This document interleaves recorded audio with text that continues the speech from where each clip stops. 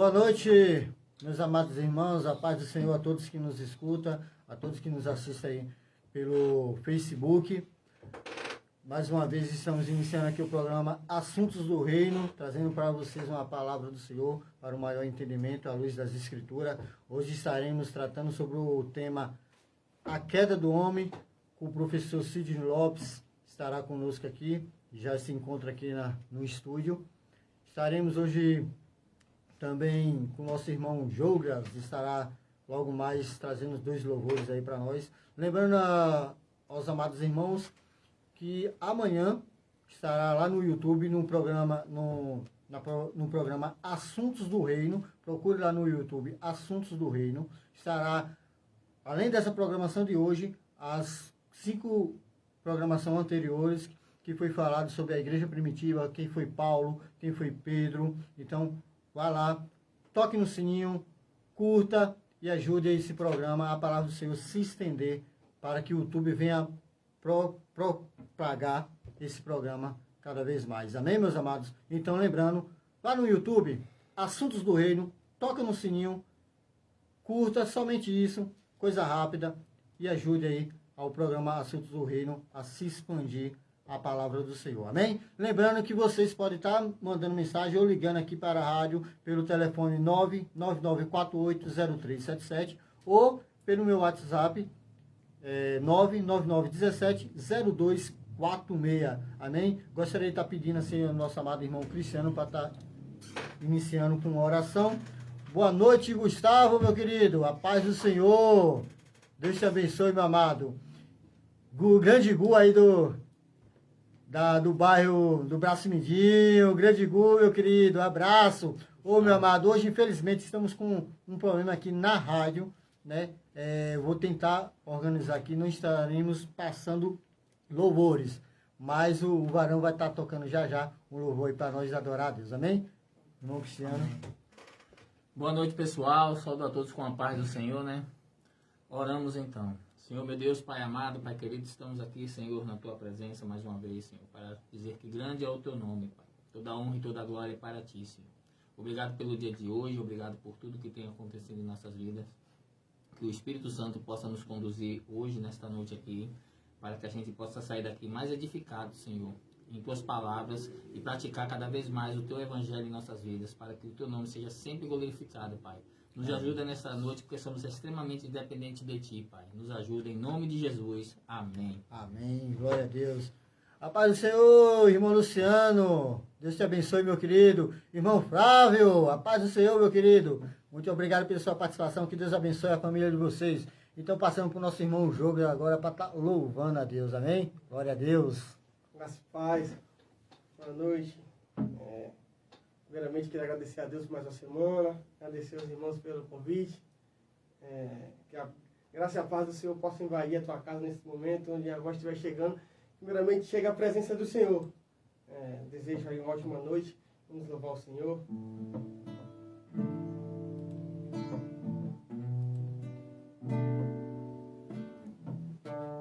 Vem nos visitar hoje aqui. Quero conhecer mais de Ti. Espírito vem, Espírito vem, Espírito Santo. Espírito vem, Espírito vem, Espírito Santo. Eu quero viver algo novo. Faz meu coração arder de novo, fazendo todo medo desaparecer, trazendo sobre mim um novo amanhecer. Eu quero viver algo novo. Vem nos visitar hoje aqui.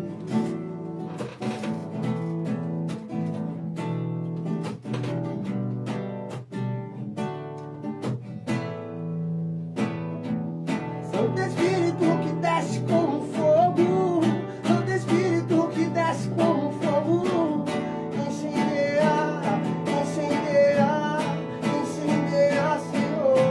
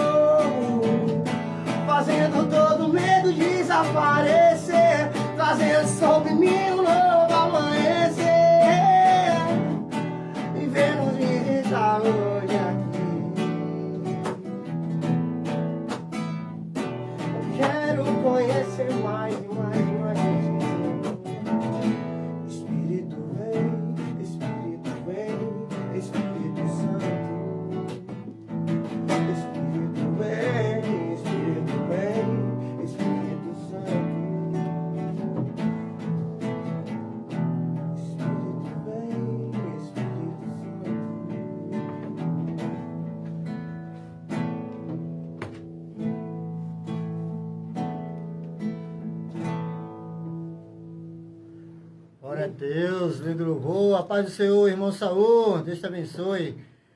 Pode louvar mais um, meu irmão? Amém. Amém, glória a Deus. Vamos louvar a Deus, vamos glorificar o santo nome do Senhor.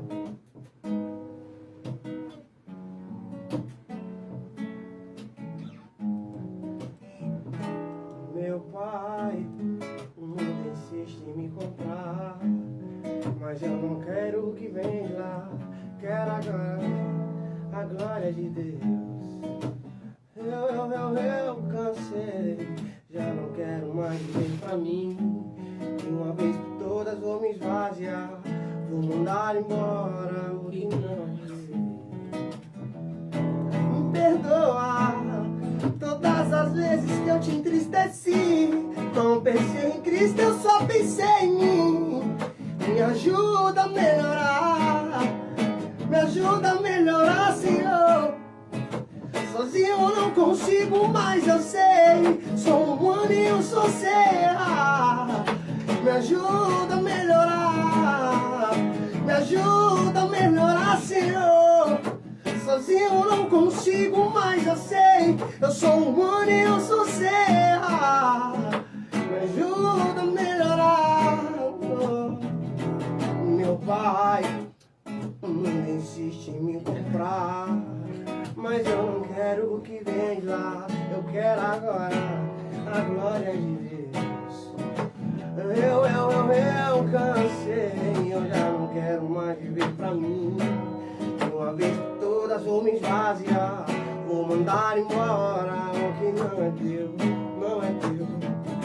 Me perdoa todas as vezes que eu te entristeci. Eu não pensei em Cristo, eu só pensei em mim. Me ajuda a melhorar, me ajuda a melhorar, Senhor. Sozinho eu não consigo mais, eu sei. Eu sou humano e eu sou serra. Me ajuda a melhorar, me ajuda a melhorar, Senhor. Sozinho eu não consigo mais, eu sei. Sou humano e eu sou serra. Me ajuda a melhorar.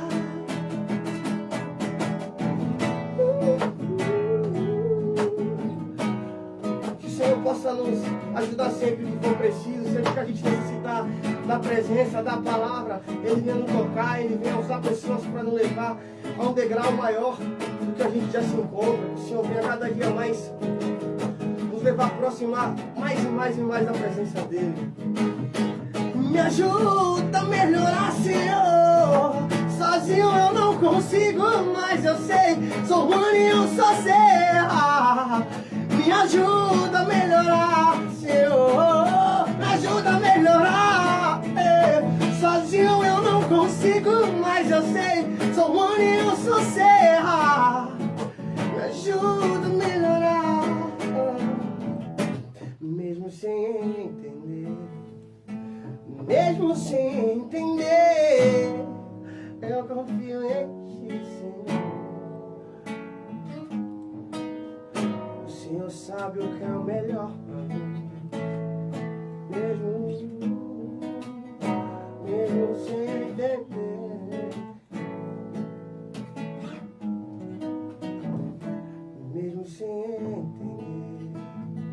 mesmo sem entender, eu confio em Ti.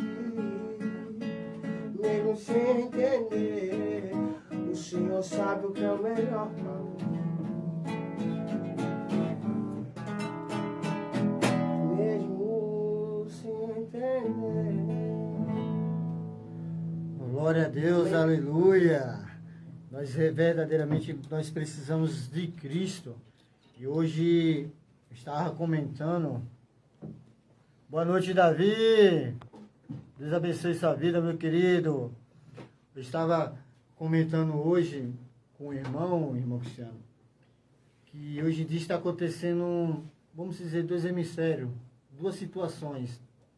As trevas saindo das trevas e se tornando luz, e luz se tornando trevas. Como assim? Pessoas que antes adoravam a Deus, conseguiram fãs aí, e agora se entregando totalmente ao mundo, às trevas. Como assim, irmão? Vamos pegar um exemplo. J.A. no início, louvando, adorando a Deus, levantou fãs aí. Depois Priscila Alcântara. E agora, olha como estão hoje. Olha a mudança drástica. Olha como, quando se dá lugar ao inimigo, como é uma mudança drástica. Você pegar duas pessoas antes e hoje. Seja no jeito de falar, jeito de se vestir, o corpo. São duas pessoas totalmente diferentes. E há pessoas hoje que antes estavam no mundo das drogas, no mundo da homossexualidade, e hoje se rendeu a Cristo. O que eu quero dizer com isso é que viemos tomar cuidado. Viemos permanecer, perseverar na presença de Deus, para que não viemos também ser enganados pelo mundo. Porque o que nos faz continuar santo, o que nos faz continuar buscando a salvação, é a presença do Espírito Santo de Deus. É Ele que nos dá força de permanecer no Evangelho. Porque sozinho vamos cair. Se a gente tentar pelas nossas forças, vamos cair e ser enganado pelo mundo. Amém? Glória a Deus. Como eu falei antes, está conosco aqui o nosso amado irmão Sidney, né? Ele que é professor aí da Escola Dominical ali na Assembleia de Deus. Tive o imenso prazer de já ver alguns ensinos deles ali. Uma pessoa de Deus, conhecedor da palavra, guiado pelo Espírito Santo. E para mim é uma grande honra, uma felicidade, irmão Sidney, ver você aqui hoje. Eu quero agradecer por essa rica oportunidade. Eu quero te agradecer porque eu sei a correria, que é o seu dia a dia. A gente já vem conversando, não só sobre o seu trabalho secular, mas também sobre sua vida espiritual, sobre o seu trabalho na obra. Então, você tirar esse tempo para vir aqui, quero te agradecer muito. Louvado seja Deus na tua vida, na tua família, que Ele vem sempre continuando te abençoando e que o Espírito Santo de Deus venha sempre estar te guiando. Amém, meu amado? Amém, queridos. Quero, nessa noite, também cumprimentar todos os ouvintes na santa e gloriosa paz do Senhor. Quero cumprimentar os irmãos que estão aqui da Igreja Congregacional, né?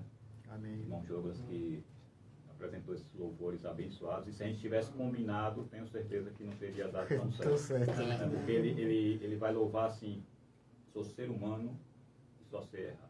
E é mais ou menos sobre isso que nós vamos falar nessa noite. Então, que Deus abençoe a vida do cantor, né? Que Deus continue abençoando a vida dele. Quero louvar a Deus pela vida do irmão Cristiano também, e do irmão Jackson, né, que nos fez o convite.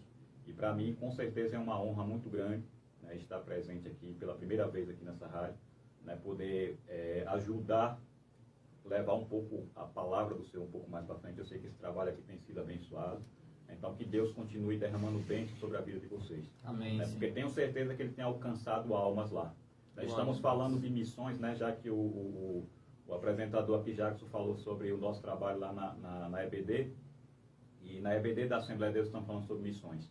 E eu penso que a rádio, né, ela tem essa função missionária de transmitir a mensagem. Muitas vezes você está ganhando almas para Cristo lá, e você não está sabendo, mas as ondas do rádio estão chegando no ouvido, está chegando no coração de muita gente que tem sido resgatado das mãos de Satanás através das ondas do rádio, da voz dos locutores, né, dos louvores que são entoados. Então, que Deus continue abençoando, e eu agradeço com certeza essa oportunidade.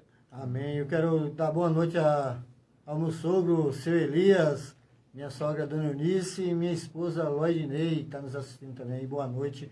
E antes de passar novamente para o irmão Cid, para ele iniciar, gostaria de falar, irmão Cid, eu já falei aqui, já falei abertamente aí fora, que o Ministério Assembleia de Deus, que eu amo muito, é a questão da EBD.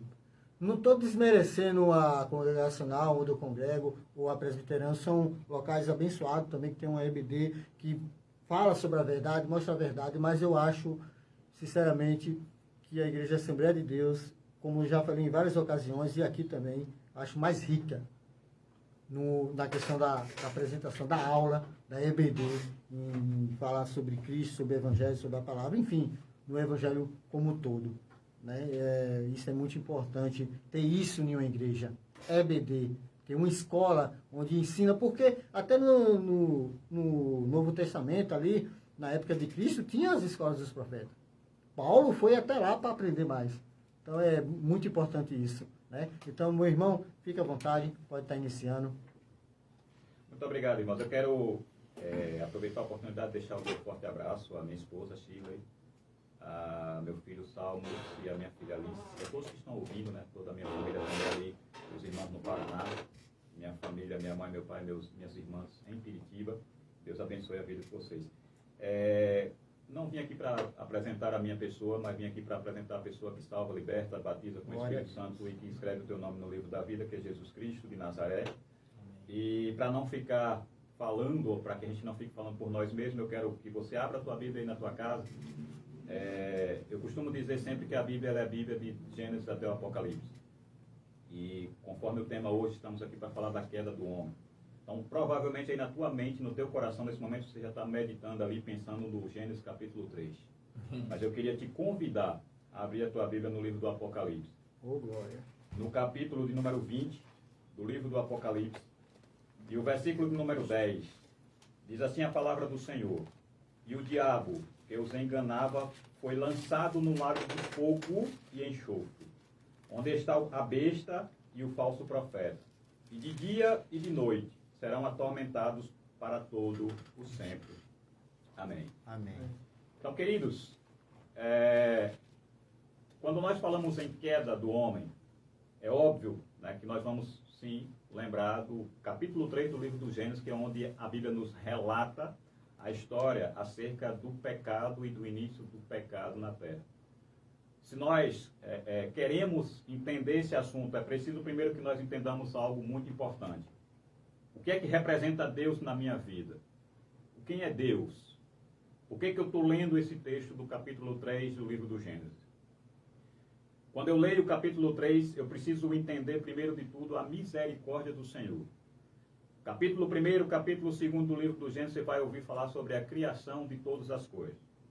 E eu não sei em que é que você crê, mas eu tenho certeza que se você já leu a Bíblia Sagrada, em algum momento você tem certeza que Deus, Ele é criador de todas as coisas. A Bíblia fala isso no capítulo 1, a Bíblia fala isso no capítulo 2 com a formação do jardim e com a formação do homem e, consequentemente, a formação da mulher. Adão e Eva são as duas primeiras pessoas que são apresentadas a nós na Bíblia. E eu queria que você entendesse também outra coisa. Os estudiosos, eles vão dizer, e eu concordo e creio também dessa forma, que o capítulo 1 até o capítulo número 11 do livro do Gênesis é o chamado período ancestral, ou período da pré-história. Porque até o capítulo número 11, nós estamos vendo e lendo acerca de histórias que são tradição oral. Então, quando Moisés, se nós entendemos que Moisés e concordamos que Moisés escreve o livro do Gênesis, e não somente o Gênesis, como todo o Pentateuco, muitas vezes nós paramos e nos pegamos perguntando a nós mesmos assim, como é que Moisés ficou sabendo de todas essas histórias? E aí o irmão cantou aqui, né, ele já cantou muito bem, dizendo que é o Espírito que vem. E esse Espírito, Jesus, depois ele vai apresentar como aquele revelador, que revelaria todas as coisas. E assim como ele revela para você hoje, ele revelou também para Moisés no passado. Então é uma cultura oral. Capítulo 11 é a ancestralidade. A partir do capítulo número 12 começa a história de Abraão. Ou seja, a história de Israel. A história do mundo que você conhece hoje. No capítulo número 3, você vai ver uma história que é bastante conhecida. O homem, a mulher e o jardim. Só que de repente, como se do nada aparece uma quarta figura, ou uma terceira figura, se você optar, que é a figura da serpente. É a figura daquilo que nós acabamos de falar aqui no capítulo 20 do Apocalipse, que é a pessoa de Satanás, o tentador, o inimigo das nossas almas, aquele que tenta tirar você dos caminhos do Senhor.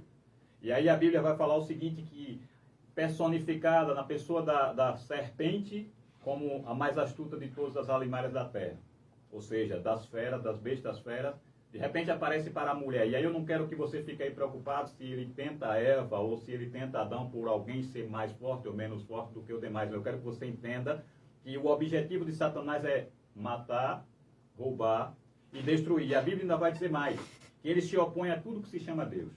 Então Então, se ele se opõe a tudo que se chama Deus, e ele consegue entender que quando Deus cria todas as coisas, e no final ele vai criar o homem, a imagem e semelhança do próprio Deus, ou se você preferir, a imagem e semelhança de Jesus Cristo. Aí Satanás ele vai ficar irado, e ele vai tentar, com todas as suas forças, destruir os planos de Deus. Só que como nós também cantamos, e o cantor aqui sabe muito bem disso, né? Os planos de Deus, eles não podem ser frustrados, eles não podem ser destruídos. Verdade. Satanás, ele vai tentar a mulher, ele vai tentar o homem, ele vai tentar a criação ou a criatura. E quando ele tenta, a Bíblia vai dizer que a palavra ela é muito sutil. Ele vai tentar, como um enganador que ele é, colocar na cabeça da mulher, colocar na cabeça do homem, ou seja, de Eva e de Adão, que Deus estava mentindo. Essa é a primeira investida de Satanás na terra. Ele vai tentar mostrar para Eva, é assim que Deus diz, não comereis de nada. E ela vai dizer, você sabe disso, né? De tudo é o que eu posso comer, menos da árvore ou do fruto da árvore que está no meio do jardim. Só que eu quero que você observe o seguinte, naquele jardim existiam duas árvores que Deus havia proibido. A árvore do conhecimento do bem e do mal, e uma segunda árvore que é muito pouco mencionada, que é a árvore da vida. Satanás ele vai tentar no detalhe. Primeiro você come da árvore do conhecimento do bem e do mal, você vai pecar. E quando você pecar, você se tornará igual a Deus, conhecendo o bem e o mal. E na ideia de Satanás, ele faria na sequência com que Eva e Adão comessem também da árvore da vida. Ou seja, você seria pecador eterno. Só que ele esqueceu uma coisa. Todas as coisas sempre estava naquele momento e sempre estarão no controle do Deus Todo-Poderoso.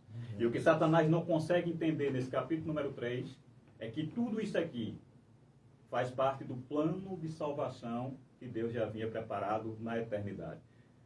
Lá no livro do Apocalipse você vai ouvir e vai ver e ler algo interessante, que é quando Jesus ele vai dizer assim, eu sou o Alfa e eu sou o Ômega. Ele está dizendo, antes de tudo, eu sou. Após tudo isso que você conhece, eu continuarei sendo, eu serei. Então tudo que Satanás planejou, achando que estaria destruindo os planos de Deus, o plano de criação, a Bíblia na verdade vai mostrar que tudo isso não passou do plano de Deus se cumprindo na terra desde o princípio. E qual era o plano de Deus? O que é que nós conseguimos observar aqui? Misericórdia do Senhor. Ainda no pecado, ainda que afastado de Deus, porque nós conhecemos essa história como o pecado original. E a partir do pecado original, o próprio Senhor vai dizer que assim como por um homem entrou o pecado no mundo, né? E depois nós vamos falar o restante desse versículo aí.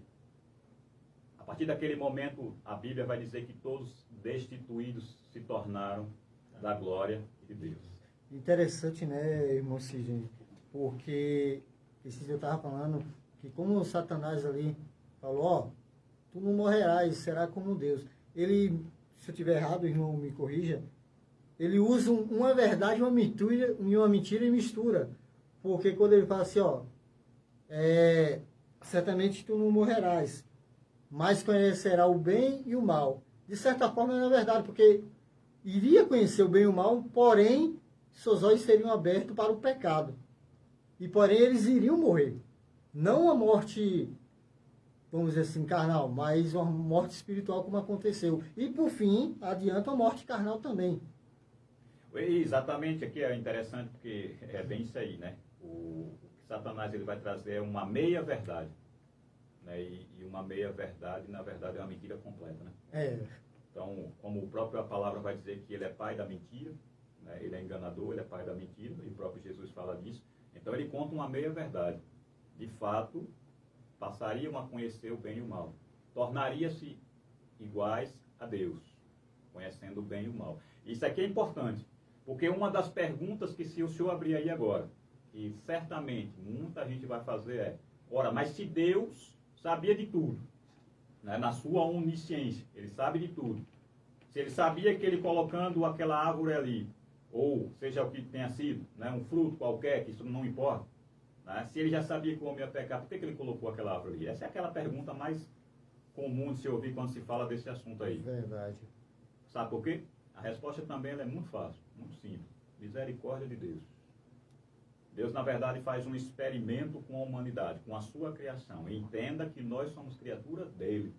Experimento dele. Então, se você está na mão do Senhor, ele sabe até onde você pode ir. Ele sabia, de fato, que o homem iria pecar. E é exatamente por isso que antes da criação do mundo, já existe um plano de salvação. E o nome do plano de salvação, você sabe. Jesus Cristo de Nazaré. Verdade. Então, o que é que vai acontecer? Nós vamos observar aqui essa misericórdia do Senhor. Mesmo no pecado do homem, mesmo no pecado da mulher ou da humanidade, como queira, mesmo diante da tentação de Satanás, de repente aparece Deus. No Antigo Testamento, ainda no Gênesis, Jesus Cristo andando no jardim. Aí você vai dizer assim, mas Jesus vai nascer só nos evangelhos depois. Meu irmão, entenda o seguinte, Jesus ele é alfa e ele é ômega. Então ele começa a passear no jardim, a Bíblia fala disso aqui no mesmo capítulo. Engraçado que em João I vai falar, no princípio, ele já existia. Ele ainda vai dizer mais, ele era o verbo, e esse verbo foi encarnado e habitou entre nós, glória a Deus. Amém. Então Jesus ele está no Éden, e quando ele tenta falar com Adão e com Eva, aí a Bíblia vai dizer que esses dois começam a se esconder. Estamos com medo, estamos com vergonha porque estávamos nus. Aí entra os olhos abertos que o irmão acabou de falar. Ele começa agora a ter a maldade no seu coração. Até então não existia. A Bíblia fala, já estavam antes. Se você pegar o versículo número 25 do capítulo 2, que é o último, você vai ver que estavam nus, mas não se importavam com isso. Mas a partir do momento que cedem à tentação, e o pecado aqui é o pecado de desobediência. Você tem duas esferas, como o senhor citou agora há pouco aí.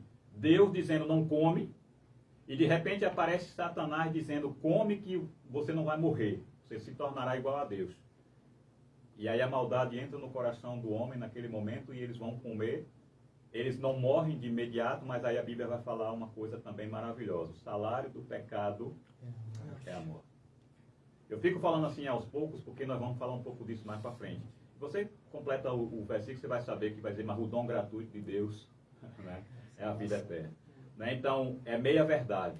O homem não morreu, né? Ele não morreu, mas ele morre espiritualmente. Não morreu fisicamente, de imediato, mas ele morre espiritualmente.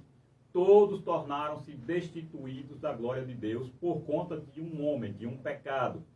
E esse pecado ele vai se estender de geração em geração.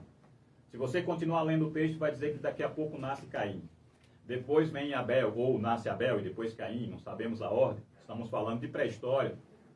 Mas esse pecado, que é o que importa aqui para as escrituras, nesse momento a Bíblia vai dizer que ele vai passando de pai para filho. Né? Então, a partir daquele momento, além da vida, né? Além da hereditariedade que existe em todas as coisas, nos costumes, nas práticas, existe também, ou passa a existir também a morte como resultado do pecado.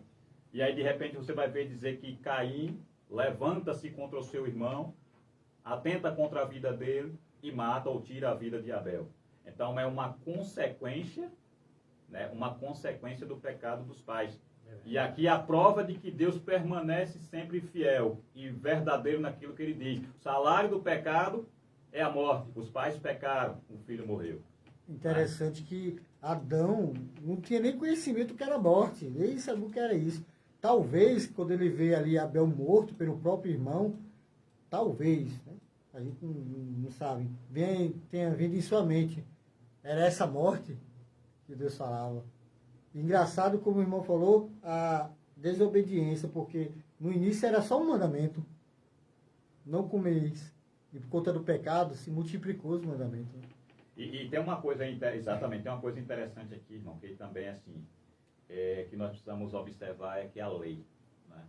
Por isso que eu falei, fiz questão de mencionar no início, os capítulos 1 até o capítulo número 11, na verdade, é um período pré-histórico, é um período onde ainda não existe muitas coisas que nós conhecemos hoje, inclusive a lei. E aí o apóstolo Paulo vai dizer que sem a lei, ele não conhece o pecado. O que é lei, na verdade, são as proibições, são as determinações, pode, não pode, faz, não faz, certo ou errado.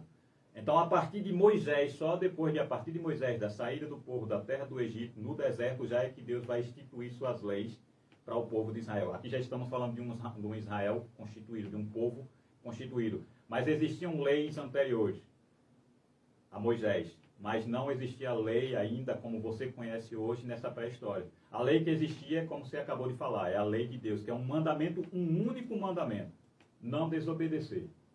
Né? Deus faz todas as coisas que você conhece e aquelas que você nem chegou a conhecer, mas a Bíblia diz que ele, quando planta um jardim no Éden, aí ele vai dizer que é tudo para o homem. Tudo, inclusive todos os animais, feras, bestas feras, árvore, frutos, tudo foi colocado debaixo da autoridade do homem. E a partir do seu pecado, ou da desobediência, a Bíblia diz que o homem perde todas essas coisas. E aqui, ó, isso aqui é forte, como diz os irmãos na Assembleia de Deus. Né? Porque aqui ele vai falar o seguinte, que começa uma coisa interessante aqui, que é a intriga e aquela coisa de um querer jogar responsabilidade para cima do outro. Quando Deus fala para Adão, por que é que tu pecou? Ou por que é que você desobedeceu? Aí ele começa primeiro, jogar a culpa em Deus. Né? Ele vai dizer assim, ó, aquela mulher que o Senhor me deu, ou me deste. Ou seja, ele está colocando culpa em Deus. Daqui a pouco ele vai dizer assim, esta mulher é quem me deste do fruto e eu comi. Então a culpa é dela. Aí quando Deus vai para a mulher e pergunta, Eva ou mulher, por que é que você fizeste isso? Ela também não assume a culpa. Isso aqui é algo muito humano, né? A gente tende a isso. O pecado nos faz fazer essas coisas. Fugir né? Fugir da responsabilidade, jogar a responsabilidade para terceiros, né? Para o próximo e até mesmo para aqueles que não estão próximos, e continua sendo assim até hoje. Né? Aí hoje a culpa é da internet, né? Hoje a culpa é do pai, é da mãe, é do filho, é do pastor, né? Hoje a culpa é da chuva, é do frio, é do calor, a culpa é de tudo, menos nós. Né? Mas a Bíblia deixa claro que o pecado aqui é individual. E todos pecaram. Paulo fala sobre isso. Né? Aí Eva vai dizer, não fui eu, não foi o meu esposo, mas sim foi a serpente. Ela me enganou. E esse ponto aqui é interessante, por isso que eu li o livro do Apocalipse. Amém. A Bíblia vai dizer que ele é enganador. Rapidinho, eu só vou informar os irmãos aqui, se vocês estiverem mandando perguntas, vou pedir desculpa. Estamos com um pequeno problema aqui na internet e eu não consegui abrir o Facebook aqui nos dois canais para estar vendo as perguntas dos irmãos. Amém? Outra coisa que é interessante também, irmãos, é que quando Satanás ele começa a agir e ele consegue convencer a mulher e consegue convencer também o homem de desobedecer a Deus, a Bíblia vai deixar muito claro, inclusive, que ele vai agir na mente do ser humano. Né? E por que na mente? Por que não no corpo, mas sim na mente? Porque é exatamente na mente onde se guarda algo precioso, que é o conhecimento das Escrituras. Por isso que a palavra vai dizer, conhecereis a verdade e a verdade vos libertará. Então o Satanás ele não faz muita questão pelo teu corpo, ele não faz muita questão pelo teu dinheiro, pelo teu carro, pelo teu emprego, pela tua família, ele faz questão na tua mente. Porque ele sabe que se ele consegue infiltrar, se ele consegue invadir a tua mente. Por isso que hoje costumamos falar, né, que pessoas com mente vazia, né, ou seja, a oficina do diabo. Né? É, o ditado popular, né? Exatamente, porque quando você deixa que Satanás entre na tua mente, muito dificilmente você vai conseguir controlar isso no corpo. As Escrituras no Novo Testamento, principalmente a partir do livro dos Atos dos Apóstolos, vai falar muito sobre isso, principalmente nas cartas do apóstolo Paulo. Né? Você deve guardar a tua mente, porque é exatamente ali onde ele quer agir. E quando o homem ele consegue blindar, né, de alguma forma, e a forma mais correta de se blindar contra Satanás é o quê? As Escrituras, é a palavra de Deus, aí ele não consegue chegar. Mesmo porque foi dessa forma que ele também entrou, fez Eva, né? Cair foi justamente pela mente, pelo desejo de poder, pode assim dizer, pelo desejo de querer ser igual ao Criador. Ele foi justamente no intelectual, na mente dela, né? Exatamente. Aí, assim, quando a gente fala de poder, né, tudo isso aí como fruto do pecado, como sendo fruto do pecado, nós estamos vivendo dias que a Bíblia chama de dias difíceis e trabalhosos, né? E observe que sempre por trás de toda essa situação complicada que existe e que nós vivemos nos últimos dias, tem sempre uma mente diabólica ali trabalhando. Verdade. Né? Verdade. Quando se fala, por exemplo, de todos os ditadores que oprimiram muita gente, que mataram muita gente e essas coisas todas, como não vamos citar o nome dessas pessoas aqui, mas você vai ver que por trás de tudo aquilo ali tem algo pensado, né, trabalhado, né, a chamada mente diabólica mesmo. né? É uma personificação da serpente, é uma personificação de Satanás, da besta, de tudo que você pensar do dragão, né? Satanás ele vai agindo na terra. E Jesus diz isso, né? Jesus fala que o mundo jaz no maligno, né? Então, se o mundo ele permite, né, que Satanás ele domine, e inclusive a palavra vai dizer que o mundo é dele, ele que governa. E quando você anda na Bíblia, você atravessa todo o Antigo Testamento e chega no Novo Testamento, você vai encontrar Satanás no auge ou no ápice da sua ousadia. Que é a partir do momento que Jesus sai das águas, após o batismo de João, conhecemos a história de que ele passa 40 dias no deserto. 40 dias jejuando, orando e jejuando. Aí um dia me perguntaram assim, mas isso é possível? Alguém jejuar 40 dias? Aí eu respondi o seguinte, que 40 dias, 40 noites, 80 dias, 80 noites, estamos falando de Jesus de Nazaré. O importante não é nem o tempo em que ele estava jejuando, mas o exemplo que ele deixa para nós. Verdade. Se ele, sendo o Senhor de todas as coisas, ele entende a importância do jejum e da oração, né, por que nós não devemos fazer também? Satanás ele imagina que Jesus naquele momento ele está fraco, ele não vai conseguir se manter, né, sozinho. E aí ele vai começar a tentar agir a Jesus na mente. Ele vai começar a mostrar os reinos, os templos, os palácios, todas as riquezas que existiam no mundo. Tudo te dou. Ou seja, aqui está mostrando claramente que o mundo pertence a ele. Não, irmão, o mundo pertence a Deus. O mundo é de Deus. Satanás governa o mundo hoje, Satanás ainda vai governar um pouco mais ainda na tribulação, principalmente. Uhum. Mas um dia tudo isso vai passar. E quando tudo isso passar, aí a Bíblia diz que Deus fará a separação entre o joio e o trigo. Né? Então, Jesus não vai fazer questão de ficar brigando com Satanás, dizendo, não, o mundo é meu, o mundo é teu. Não, ele não faz questão disso. Ele está dizendo, o meu reino não é desse mundo. Né? Então ele está dizendo assim, se preocupa com esse mundo, com a terra, com tudo que é perecível, que eu estou me preocupando com algo muito maior que são as almas. Almas as quais eu vou alcançar através do meu sangue. Né? Então Satanás não consegue compreender o poder de Deus.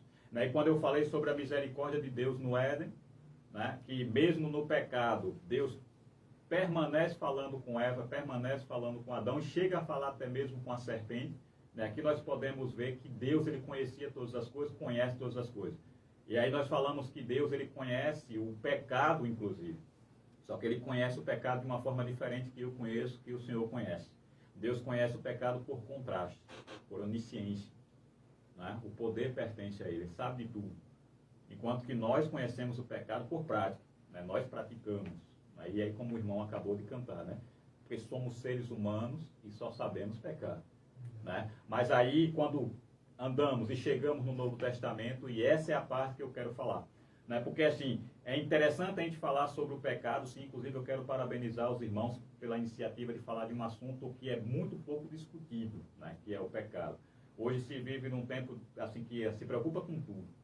Né? Mas o pecado está se tornando cada vez mais normal, algo muito, né? Normal, né? Muito comum, muito natural, não é assim mesmo. Eu me preocupo muito com essa coisa do é assim mesmo. E principalmente quando isso acontece dentro da própria igreja. Né? As coisas começam a acontecer e daqui a pouco você ouve alguém dentro da igreja dizer assim, não, mas é assim mesmo. Né? Os irmãos que são mais antigos de igreja do que eu, na Assembleia principalmente, né, sabem que muita coisa antigamente não entrava na igreja. Mas hoje em dia, né, até para que as pessoas não saiam, não fujam da igreja, vai se aceitando. E eu não estou criticando igreja nenhuma, não. Nem a minha, nem a de ninguém. Só estou falando que nós precisamos estarmos atentos a essas coisas. Nessa coisa do é assim mesmo, isso vai corroendo a igreja. Mesmo, né? Porque a Bíblia nos deixa claro que não devemos nos assimilar, vamos dizer assim, com o mundo. Não devemos fazer pazes com o mundo, não devemos agir como o mundo. Então, porque isso acaba deixando, como o irmão mesmo falou, Satanás introduzir na mente e assim afastar as pessoas de Deus. Tem uma coisa interessante que é assim, sois do mundo, mas não pertenceis a ele, né? Aí assim, a gente pode citar algumas referências bíblicas com relação ao pecado. Se a gente for olhar, a Bíblia toda fala sobre isso. Né? O Antigo Testamento ele é marcado por essas coisas, verdade. Inclusive, e assim nós não vamos citar exemplo poderíamos chegar aqui e citar exemplo de diversos personagens bíblicos, mas o objetivo também não é esse. O objetivo, na verdade, é mostrar que se nós temos uma dívida, né, e a dívida chama-se pecado, se nós temos um preço a ser pago, e Jesus ele pagou esse preço na cruz, mas nós sabemos que o homem continua, permanece no pecado por conta da desobediência, e isso só vai mudar no momento em que Jesus voltar. Mas aí ele deixa uma observação interessante. Vós estáis no mundo, pecado e tal, mas se alguém precisar, também tenha certeza que vocês têm um advogado. E ele é fiel. Então isso aqui é que é maravilhoso. Aí quando a gente vai lá no livro de Romanos, por exemplo, no capítulo número 6, e o versículo número 23, aí a palavra vai dizer assim, que o salário do pecado é a morte, né? Mas o dom... Então assim, o homem ele sabe hoje, ele tem consciência, plena consciência do pecado.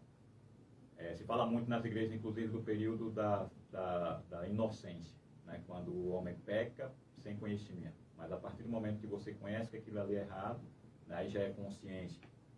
Então, o pecado vem e muitas vezes esse pecado é até pecado para a morte, né? Como a gente fala. Uhum. Só que até Jesus voltar, teremos sempre um advogado. O irmão Sidney, eu costumo pensar, gostaria até de fazer essa pergunta para o irmão, que a gente tem aí os 10 mandamentos, o que Cristo nos ensinou, para estar mais estampado, porque, querendo ou não, já está em nós, ele já deixou em nós essa questão do que é certo e o que é errado. Mesmo sem a pessoa conhecer a Bíblia, ela tem uma noção do que é certo. Roubar não é certo, matar não é certo. Então, acho que Deus já colocou isso em nós, por isso que se não me engano, é Hebreus ou é Romanos que vai falar que não temos desculpa, porque Deus se revela de várias maneiras, na natureza, em tudo. Infelizmente eu não sei o tempo do programa e tal, mas assim... Não, tem tempo à vontade. Amém. Mas uma coisa que é interessante é que a Bíblia ela vai mudando de acordo, entre os 11 primeiros capítulos do livro do Gênesis, vai mudando, né? Até o capítulo número 3 é algo que é bem na inocência mesmo, né, como a gente está falando aqui. E a partir do capítulo 4 ele começa a falar sobre a história de Caim, a história de Abel e a história de Sete. O interessante aqui é justamente esse Sete, né, esse que supostamente seria o terceiro filho de Adão e Eva. A partir daqui, a humanidade ela já não pode mais dizer que é inocente. Ainda que seja pré-história, como a gente fala, mas esse Sete, ele começa a marcar uma coisa nova, né? E os descendentes todos, até Noé, né? Todas as pessoas ali vêm de uma linhagem de Sete, né? Porque Abel morre, a Bíblia não relata, então nós entendemos que ele não deixa descendente. Caim, ele é marcado de alguma forma que também nós não vamos saber até no dia que Jesus revelar, se ele quiser revelar, né? Qual foi o sinal colocado em Caim. O certo é que, em algum momento da história, Caim também vai desaparecer e a sua descendência também vai desaparecer. E nós vamos provar isso dentro da própria Bíblia aqui. Uhum. Mas, a partir do capítulo número 4, o que importa para as Escrituras, o que vai importar principalmente para o povo de Israel, da antiguidade, da antiga aliança, né? O povo que está dentro do Egito é a linhagem de Sete. Ou seja, é de onde vai surgir justamente o povo de Israel. Então aqui ele começa a contar, e veio Sete, Sete gerou esse, gerou aquele, até chegar em Noé. Né? E aí ele vai dizer que Noé acha graça aos olhos do Senhor e vem um dilúvio. Aí aqui eu quero deixar alguma interrogação na mente das pessoas aí que estão ouvindo, todos vocês que estão ouvindo. Né? Quando a Bíblia diz que Deus chama Noé e sua esposa, né? E se há uma separação aqui entre Caim e Sete, e Abel já morreu, há uma separação entre Caim e Sete. Nós entendemos que a esposa de Noé é da mesma linhagem de Noé. Ainda que não seja uma irmã, uma prima, mas é da descendência de Sete. Acredito nisso. É assim que nós acreditamos lá na congregacional também, não é isso? Ele é da Portal da Fé. Portal da Fé. É assim também lá, não é isso? É. Pronto, então nós entendemos que Noé e sua esposa são de uma mesma linhagem. São da descendência de Sete. Amém? Amém. Mas ainda que ela tenha sido descendência de Caim. Eu creio que não, mas tudo bem. Só que ele tem 3 filhos. E aqui eu vejo a misericórdia de Deus. Porque em momento nenhum a Bíblia diz que Deus apaga a linhagem de Caim. Ele vai dizer que Caim, ele automaticamente, quando ele é expulso da presença de Deus, por conta do pecado que ele cometeu, que é o assassinato ou o homicídio, né, do seu irmão, a Bíblia vai dizer que ele traz uma maldição sobre si. Ele vai dizer, quem me encontrar, me matarás. Isso aqui muitas vezes é ensinado incorretamente, dizendo que Deus coloca a maldição nele. Deus não coloca a maldição nele. Ele mesmo é quem diz. Quem me encontrar, me matarás. Deus, pois eu coloco um sinal justamente para quem te encontrar, não te mate. Porque senão aí seria pecado sobre pecado. Então eu não sei, nós não sabemos, né, qual foi esse sinal. O certo é que ele coloca algo que impede que quem encontrasse Caim o matasse. Né, para que não fosse homicídio sobre homicídio e rivalidades e todas essas coisas que nós estamos vendo nos dias atuais. Noé tem 3 filhos, Sem, Cã e Jafé. E só para você ficar meio pasmo aí, quem está nos ouvindo, né, quem não costuma ler muito as escrituras, tudo que você conhece hoje, ou é descendente de Sem, ou seja, é semita, né, ou é descendente de Jafé, é um europeu, né, e algumas outras nações, ou é descendente de Cã. Né? Então, esses 3 homens é que vão gerar tudo isso que você conhece, toda essa humanidade que você conhece hoje. Mas eles são filhos de Noé. E aí a pergunta é, e as suas esposas? Né, de onde vieram? Eram descendência de Sete também? Ou pelo menos uma delas era descendente de Caim? Aí fica aquela coisa assim, mas isso parece não ser muito importante. Só que aqui eu quero dizer para você o seguinte, olha, Deus não é injusto. Deus não condena Caim. Ele não mata Caim. Ele poderia ter exterminado com Caim naquele momento. O que ele faria depois no dilúvio? Se ele não fez lá de imediato. Se ele não tirou a vida de Caim assim que Caim mata Abel. E ele deixa Caim crescer e frutificar. Seja lá com quem ele casou. Então existe linhagem de Caim até hoje. Sabe por quê? Porque senão não teria pecado. E aí, uma coisa que é interessante aqui, que quem vai tirar o pecado do mundo não é Noé, não é Sem, não é Jafé e nem é Cã. É Jesus. Né? Jesus, ele é semita, nós sabemos disso. Mas Jesus, ele vem para tirar o pecado não somente dos que estão dentro da igreja, mas também dos que estão lá fora. E aí ele vai dizer assim, eu vim para que todos tenham vida. E vida em abundância. Quando ele fala todos, ele está falando toda a humanidade, todo aquele que nele crê. Seja judeu, seja grego, seja árabe, seja o que for. Se você crê em Jesus Cristo, você se tornará mais alvo do que a neve, porque ele fala sobre isso. Né? Então, quando esses homens saem da arca, eles vão começar a povoar, só que aqui nós observamos que a geração de Caim, ela permanece. Sabe por quê? Porque a palavra diz assim, ó, quando vocês saírem da arca, vocês vão crescer, frutificar e encher e povoar a terra. Aí tem um personagem na Bíblia que muitas vezes não é ensinado nem pregado, que chama Nimrod. E aí Nimrod vai tornar-se poderoso na terra. É assim que diz na Bíblia, capítulo 11, se eu não estiver enganado, capítulo 10. Aí vai dizer que não, a partir de hoje nós vamos construir uma torre, para que essa torre toque no céu. É claro que ele sabia que a torre não ia tocar no céu, mas o que ele quer dizer é que seja autossuficiente, para que se vier um novo dilúvio, aí nós não pereceremos como aconteceu com a geração anterior. E aí Noé pode fazer a arca que ele quiser, quem quiser pode fazer a arca, mas nós estaremos seguros aqui. É a chamada Torre de Babel. E aí uma coisa que é maravilhosa nessa história. Babel, Babilônia. Babel, Babilônia. Babel, ela inicia o que você conhece hoje na Bíblia como Babilônia. Ou seja, na terra da Mesopotâmia lá. Né? Na região de Ur dos Caldeus. E aí vamos para a coisa interessante da história. Justamente nessa região é onde vai ser povoada pela região dos Semitas, pelos descendentes de Sem, escolhido pelo próprio Noé. Sem será poderoso. Jafé habitará nas tendas de Sem. E Cã será servo do servo de Sem, ou seja, servo de Jafé, que por sua vez será servo de Sem. Isso aqui seria uma outra história. Mas aqui o que é interessante é que é exatamente de Ur dos Caldeus, na região da Mesopotâmia, vizinha a Babilônia, que Deus separa um homem chamado Abrão. E aqui começa a consciência. Abraão, eu te chamo, te separo, e em ti serão benditas todas as famílias da terra, porque um dia eu levantarei aquele que salvará o mundo. E a palavra é bem essa, mundo e não judeus. Mundo e não israelitas. Mundo e não evangélicos. Porque muitas vezes nós somos do mundo, estamos condenados. Saímos do mundo, viemos para a igreja, o que importa agora é só a igreja, o mundo lá que pega fogo. Muitas vezes nós encontramos pessoas por aí falando isso. Só que a promessa não é para mim, não é para você, é para o mundo inteiro. Mesmo porque a gente um dia foi do mundo. Exatamente.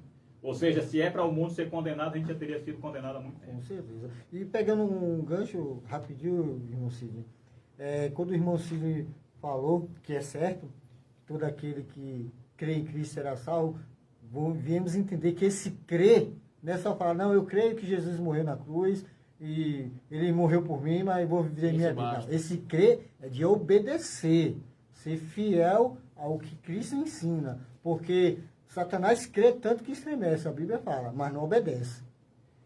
O capítulo 11 do Evangelho de João, né?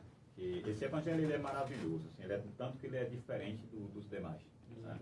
E o Evangelho de João, ele, pela revelação, justamente o que o irmão falou agora, que é do Espírito, no capítulo número 11, versículo 25, João vai escrever algo que ele entendeu que Jesus falou, dessa forma, que é assim: eu, Jesus, sou a ressurreição e a vida. Quem crê em mim, ainda que morra, viverá. Né? E aí, João talvez não tenha entendido na hora, Pedro também não, Mateus, Lucas, Paulo, enfim. Principalmente aqueles que estavam com ele o tempo todo. Né? Depois que começa a se estudar, você começa a perceber as coisas. Por isso que ele fala, conhecereis a verdade e ela vai te libertar, porque você vai aprendendo cada vez Meditar mais. de dia e de noite. Então daqui a pouco João escreve isso, mas ele nem teve a consciência do que ele estava falando, escrevendo. Ele está dizendo assim: você pode até morrer fisicamente, mas se você crê em mim, você não morrerá e não passará pela segunda morte, que é a morte espiritual. O problema não é a morte física, o problema é a morte espiritual. Verdade. Né? E no texto que eu li, lá no início, que é o texto de Apocalipse, ele vai falar da condenação, né? E isso aqui é interessante porque nós crescemos numa cultura, que nós não vamos falar também agora, mas nós crescemos numa cultura que dizia assim: menino, cuidado que senão tu vai para o inferno. Né? Acho que todos nós que fomos crianças lá no passado, né, na década de 80, 90, né, ouvimos muito disso. Menino, não pode fazer isso, que senão tu vai para o inferno. Menino, não pode pecar, que tu vai para o inferno. Eu quero deixar só uma observação aqui. O inferno não é o pior lugar. Né? A Bíblia diz lá no Apocalipse, no texto anterior, que o inferno e a morte, juntamente com o falso profeta, a besta e o anticristo, ou seja, Satanás e os seus, serão lançados no lago de fogo e de enxofre. Esse sim é que nós precisamos nos preocupar. Por isso que Jesus disse assim: não se preocupe, eu não vos preocupei com quem pode tirar a vida física. Preocupa com aquele que pode tirar a tua vida espiritual. Porque aí ele vai dizer assim, ó, porque havia dois homens, um rico e Lázaro. Né? Ou seja, um rico e um pobre. Não, nesse sentido aqui, não necessariamente pobre de dinheiro, ou pobre, ele está falando assim, aquele que vivia as coisas do mundo e que para ele o que importava era o mundo, esse é o rico. E havia o pobre, que é aquele que passa dificuldade aqui a vida toda, não só de questões financeiras, mas também de saúde. Quantas pessoas estão nesse momento, talvez até ouvindo o programa aqui, que está em cima de uma cama. Verdade. Desenganado pelo médico, está dizendo assim, eu sou a pessoa que mais sofre no mundo. E Jesus está dizendo assim, permanece fiel, porque eu sou contigo, eu estou vendo o teu sofrimento. Glória a Deus. Aí ele está dizendo assim, olha, quando chegar do outro lado, ou seja, quando você passar dessa vida física aqui para a vida espiritual, você estará nos braços ou no seio do pai Abraão. O que é o pai Abraão aqui? Será que é o Abraão que nós lemos na Bíblia? Não, é o Senhor Deus Todo-Poderoso, está dizendo, vinde bendito, né? Como Jesus disse, vinde bendito do meu pai. Ou seja, será acalentado depois, e aí não haverá mais choro, não haverá mais sofrimento, não haverá mais dor, mas existe aqueles outros que estão fazendo questão de mostrar que são os poderosos aqui na terra. Que pode passar na tua frente, né, que pode te destruir, te derrubar aqui na terra, que o que importa para ele é ter o ganho aqui na terra, e ele está desprezando uma vida futura. Eles muitas vezes dizendo assim, não, para mim morreu aqui e acabou. E eles não sabem, né, que existe uma vida após isso aqui. Né, e que quando forem lançados no fogo eterno, onde a Bíblia vai dizer que haverá choro e ranger de dentes, aí entra aqui uma mentira, inclusive, de Satanás, ou uma outra mentira de Satanás, que muita gente está por aí, inclusive, criando igrejas, né, ou falsas igrejas, pregando que o fogo, ele não é eterno. Eu já vi isso também. Que é algo temporário. né? Que é algo que Deus não é injusto, que Deus não pode fazer uma condenação para você ficar sofrendo eternamente. Isso é mentira de Satanás. Então não creia. Se você já chegou a acreditar, já ouviu isso, chegou a acreditar nisso, esquece. Porque a única coisa que é verdade é que um dia ou você vai para o fogo eterno, ou você estará à direita de Jesus Cristo de Nazaré. E esse aí é o que o Senhor acabou de se chamar de livre-arbítrio. Você escolhe, você tem um direito aqui na terra de escolher se você quer naquele dia estar à direita de Cristo ou ser lançado no lago de fogo. Outra mentira muito grande de Satanás e que leva o homem a pecar hoje, ficar tranquilo com o pecado, é que Deus, ele não te conhece, que ele não sabe que você pecou. Então você vai precisar de ter um acusador, alguém para te acusar. Olha, uma coisa interessante no Apocalipse, ele vai dizer o seguinte, que diante do grande trono branco não haverá acusador. O acusador já vai ter sido lançado no lago de fogo, ou seja, é você mesmo quem vai chegar diante da autoridade de Deus e vai dizer assim, eu fui eu mesmo que fiz isso daí. Você mesmo vai chegar para Deus, assim como Caim diz assim, quem me encontrar me matarás. E você vai dizer assim, eu realmente não tem como eu ficar à tua direita, porque tudo isso aí fui eu que fiz. Será um réu confesso. Exatamente. Porque uma coisa que é interessante, nós precisamos observar aqui, Jesus ele é advogado. Não é assim? Nós falamos hoje ainda. Nós pecamos e nós temos um advogado que ele é fiel. Mas nesse dia, ele não estará ali como advogado. Será como juiz. E será como o juiz perfeito. Né? Não como o juiz que nós conhecemos aqui nas autoridades aqui constituídas, que muitas vezes tem tendenciado para um lado ou para outro, para a direita ou para a esquerda. A Bíblia diz que a balança dele é fiel. Né? Ou seja, pesado na balança do Senhor, aí não tem como você fugir nem para a direita nem para a esquerda, porque você mesmo vai dizer, isso aqui é justo, justíssimo. E se você muitas vezes você faz questão de dizer assim, olha, havia um rei, e esse rei chamou-se Salomão, e ele é o rei mais justo do mundo, porque ele disse assim, eu vou partir uma criança no meio. Aí eu falava sobre isso com um colega na agência esses dias atrás, e ele mesmo citou esse exemplo, isso aqui é interessante, né? Porque ele está dizendo, isso aqui é justiça. A Salomão não intencionou partir aquela criança no meio, mas ele joga esse julgamento justamente para as pessoas. O que é que você diz? Corta o menino ou não? A mãe vai dizer logo, não, pelo amor de Deus, passa o menino para ela. Mas a outra, não tem problema não, metade para mim, metade para ela. Então aqui ele consegue perceber quem é que deve ou não estar à direita dele. Ou seja, se o julgamento de Salomão, que é falho, que é pecador, é dessa forma, imagina o julgamento de Jesus Cristo de Nazaré. Engraçado que Davi, é tão justo o julgamento de Deus que Davi fala, prefiro tu jurar do que eu cair na mão do homem, porque tu é justo. E quando Davi fala sobre isso, ele está falando não só da justiça de Deus, mas ele está falando também da misericórdia. Sim, está falando muito até mais da misericórdia do que do próprio juízo, não que exista algo maior ou menor em Deus. Mas aqui, Pedro, 1 Pedro, capítulo número 2, versículo 22, aí a Bíblia vai dizer por que ele é justo, ou por que ele é justíssimo. Que aqui vai dizer assim, ó, ele não cometeu pecado. Então, se ele não comete pecado, ele é a pessoa mais apta que tem para julgar qualquer pessoa. O juiz hoje, ele, por mais justo que ele seja, ele também comete pecados. Ainda que não seja na mesma proporção do réu que está ali na sua frente, ainda que ele não tenha matado ninguém, não tenha roubado ninguém, ainda que ele não tenha feito nada que aquele réu fez, mas ele também é pecador. Ou seja, é o pecador julgando o pecador. Esse é assim na terra. Mas no dia do chamado juízo final, ou do trono branco, aí a justiça estará na mão de Deus. Mas tem algo ainda interessante aqui que nós precisamos ler. Eu queria que, se possível, o irmão aí fizesse a leitura de 1 Coríntios. 1 Coríntios. Capítulo número 15. E o versículo número 55 até o versículo número 57. Para você que está aí na sua casa, nos ouvindo nesse momento, se puder abrir a sua Bíblia também. 15. 1 Coríntios, capítulo 15, versículo 55 até o versículo número 57. Então, você que está em casa, medita aí na palavra do Senhor. Amém. Diz assim, onde está, ó morte, o teu aguilhão? Onde está, ó inferno, a tua vitória? Ora, o aguilhão da morte é o pecado, e a força do pecado é a lei. Mas a graça a Deus que nos dá a vitória por nosso Senhor Jesus Cristo. Amém. Glória a Deus. Amém. Eita. E aqui é um resumo resumo da Bíblia. É um resumo do Novo Testamento, principalmente. Havia um homem chamado Saulo. Saulo, ele é perseguidor, talvez o maior perseguidor da igreja primitiva. Ele é autoridade em Roma, ele é autoridade na Judéia, por ser judeu e por ter cidadania romana. Ele tinha autoridade para matar, aprender, você conhece a história aí. Uhum. Paulo, ele é fariseu de fariseu, como ele mesmo disse, ou seja, ele é conhecedor das Escrituras, Antigo Testamento, ele era formado aos pés de Gamaliel, uma das maiores escolas que existia, teologia da época e tal. Só que Paulo tinha um defeito gravíssimo, que nós muitas vezes não observamos, que era o fato dele entender que, assim como todos os fariseus, eles não cometiam pecado.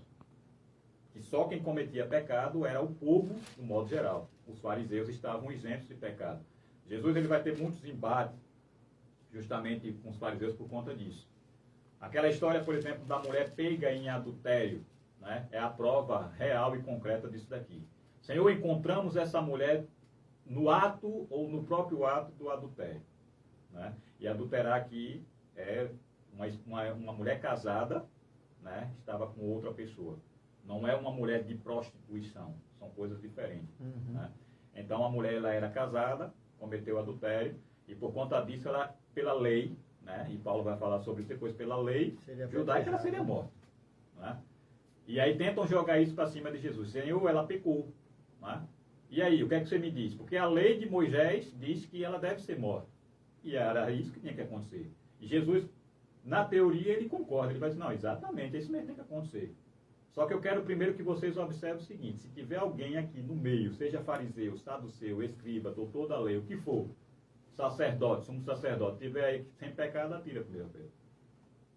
Então esse aí é o julgamento de Jesus. Mais uma vez, mostrar que Jesus salva, né? Jesus, ele vem para o pecador.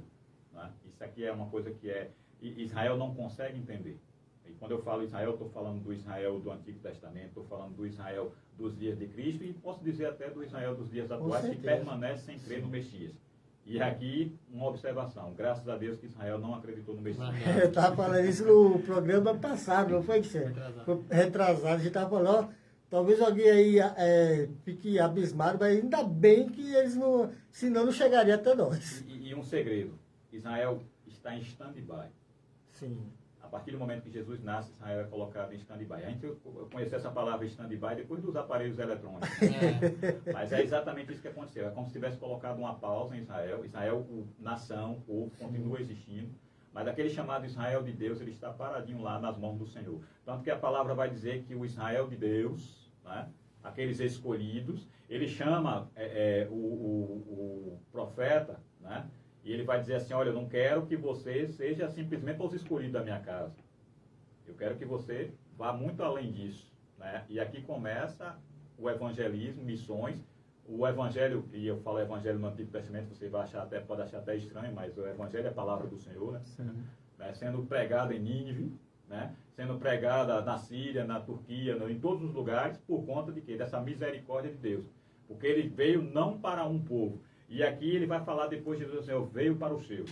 Né? Quem é os seus? Israel. E aí, mas os seus não o receberam.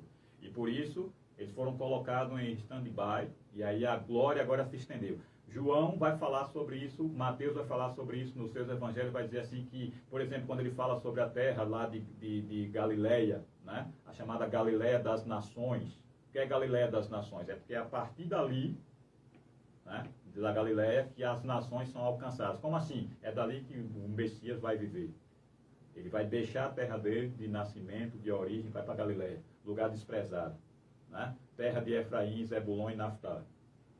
O povo que andava nas trevas, de repente viu uma tamanha luz. Né? E ali ele começa a pregar o evangelho. E dali começa a surgir, e no dia da sua morte, as mulheres chegam para Pedro e dizem, epa, esse também é Galileu. É de um lugar que não vem nada que preste, é dali que vem Jesus Cristo de Nazaré. Para que se cumprisse as Escrituras. E aí ele vai falar aqui, ó, em 1 Coríntios, que você acabou de ler aí agora. Né? Ele vai dizer que, onde está, ó morte, a tua vitória? Satanás, ele pensou lá no Éden, o povo vai morrer. Tem uma pergunta. O povo vai morrer. Né? O sonho de Deus será frustrado. com a morte. O povo vai se distanciar de Deus. O povo não vai ter, ou Deus não terá como resgatar essa humanidade, porque todo mundo pecou. Só que, você pode até considerar como ironia, é exatamente através da morte que Deus resgata você para a vida. Verdade. Ai, mas eu vou ter que morrer. Não, alguém já morreu por você. Verdade. E aí é interessante, ó. Ele vai dizer que alguém foi feito pecado, ainda que nele, conforme Pedro falou aqui, ele não cometeu pecado, ainda que nele não tenha havido pecado nenhum, ele foi feito pecado para te livrar do pecado. Como é isso? Chamado mistério de Deus. Ele chama o profeta Isaías e ele diz assim: quem irás por nós e quem enviaremos? Né? Aí o profeta Isaías, naquele momento, tomando ou tomado pelo Espírito Santo, ele vai representar Jesus naquele momento e vai dizer assim: eis-me aqui, Senhor, envia-me a mim. Aí eu quero dizer para você o seguinte: Isaías não tem poder de te livrar do pecado. Pregamos muito nas Escrituras sobre o sacrifício de Isaac. Isaac não é sacrificado. Sabe por que Isaac não é sacrificado? Porque a vida de Isaac não tinha poder nenhum para te livrar do pecado. Exatamente. Aí o Abraão vai dizer assim, agora já tornado em Abraão, ele vai dizer assim: meu filho, não te preocupes, porque Deus, ele vai prover para si um cordeiro. Oh, glória. Só que o mistério da coisa. Aí a Bíblia diz assim, ó, e de repente o anjo mostrou: ei, Abraão, olha para ali. E quando ele olha, ele não vê um cordeiro. Está na tua Bíblia aí. A Bíblia vai dizer que ele vai ver um carneiro. Sabe por que ele vê um carneiro? Porque se ele tivesse visto um cordeiro ali, o cordeiro teria sido morto para Isaac. Naquele momento morre em lugar de Isaac um carneiro. Mas o cordeiro, ele estava preparado para algo muito maior. Estava preparado para a tua e para a minha vida. Estava preparado para essa cidade. Estava preparado para esse estado, para essa nação, para esse mundo dos dias atuais e o porvir. Todos os homens de todos os tempos. Aí a palavra fala aqui, ó, todo aquele que nele crê não vai perecer, porque ele derramou o seu sangue para te livrar do pecado. Então quero dizer para você, nesse momento que está aí na sua casa, que talvez tenha até pensado hoje em tirar a sua própria vida, dizendo assim: não tem mais jeito, está tudo difícil, está complicado, a situação financeira, a situação familiar. E lembre que existe um Jesus Cristo de Nazaré, e que ele um dia sofreu o que você não poderia sofrer. Isso que você está passando hoje, ainda que seja pesado, lembre que alguém já levou sobre si, não somente o teu pecado, mas o nosso pecado, o pecado da humanidade inteira. Ele não tinha pecado, mas, no entanto, ele teve que atravessar todas as ruas de Israel. Todas as ruas de Jerusalém. Subir o monte até chegar ao local chamado Caveira, o Gólgota. E ali ele levou sobre as suas costas o teu pecado. A Bíblia diz que o sofrimento dele é tão grande que quando ele chega a ser pregado já não existe mais sangue nele. Porque ele já vem derramando o seu sangue desde lá do jardim do Getsemane. Quando a Bíblia diz que ele orando, ele soa grandes gotas de sangue. E é por você. Foi por você. É pelo teu filho que muitas vezes está te dando trabalho na tua casa nesse momento aí. Esse menino não tem mais jeito, tem jeito, e o nome é Jesus Cristo de Nazaré. Talvez você esteja dizendo assim: mas meu esposo está bebendo, está com isso, está com aquilo, está no mundo das drogas. Não se preocupa, Jesus morreu por ele também. Aí ele vai dizer, João 3,16, todo aquele que nele crê não vai perecer. E aqui não é promessa minha, não é promessa do apresentador, dos irmãos aqui da rádio nesse momento, é a promessa das Escrituras Sagradas. Quem morreu foi ele. Foi ele que levou sobre si as nossas dores. O profeta Isaías fala sobre isso. Olhávamos para ele e não víamos nem parecer nem formosura. Sabe por quê? Porque a Bíblia fala disso? Porque o teu pecado estava sobre ele. Estava desfigurando a pessoa de Jesus Cristo. Quando a escarneciam dele, dizia assim: salve o rei dos judeus, zombando, batendo na cabeça dele, já com uma coroa de espinho. E imagine o sofrimento que é você tomar 49 chicotadas, pontas de prego, pontas de metal e de osso. E ainda por cima, depois receber na tua cabeça uma coroa de espinhos. E receber ainda uma bordoada sob a coroa, para que o espinho penetrasse ainda mais a tua cabeça. O sangue que vai descendo sobre ele, a Bíblia vai dizendo que esse sangue vai jorrando. E aí, diferente do que acontece com Anás, com Caifás e com a descendência desses, quando eles dizem assim para Pilatos que recaia sobre nós o sangue desse inocente, eu quero dizer que o sangue que recaiu sobre Anás, que recaiu sobre Caifás, se eles não se arrependeram, foi para a condenação. Mas esse mesmo sangue não recai, mas ele cai sobre a tua vida. E aí quando ele cai sobre a tua vida, a Bíblia vai dizendo que ele não só vai te purificando, não só vai te curando, não só vai te sarando, mas ele vai também te tornando mais alvo do que a neve. E aí não tem pecado, não tem morte, não tem dor, não tem inferno que resista ao sangue precioso de Jesus Cristo. Glória a Deus. Pedro vai dizer assim, ó, ele não cometeu pecado, nem qualquer engano foi encontrado na sua boca. Então, se ele falou, e se está escrito aqui, pode ter certeza que vai se cumprir. Ele diz assim, ó, eu vou para o meu Pai, mas não vou deixar vocês órfãos. O irmão cantou lá no início, Espírito vem, Espírito vem. Ele está dizendo assim, ó, eu subo para o meu Pai, porque eu vou preparar lugar para vocês. Então, quem crê em mim e for batizado, será salvo. Então, vocês vão permanecer na terra, porque eu estou orando para o meu Pai para que não os tire do mundo, mas que os proteja do mal. Porque eu quero que vocês agora cumpram a missão que cabe à humanidade.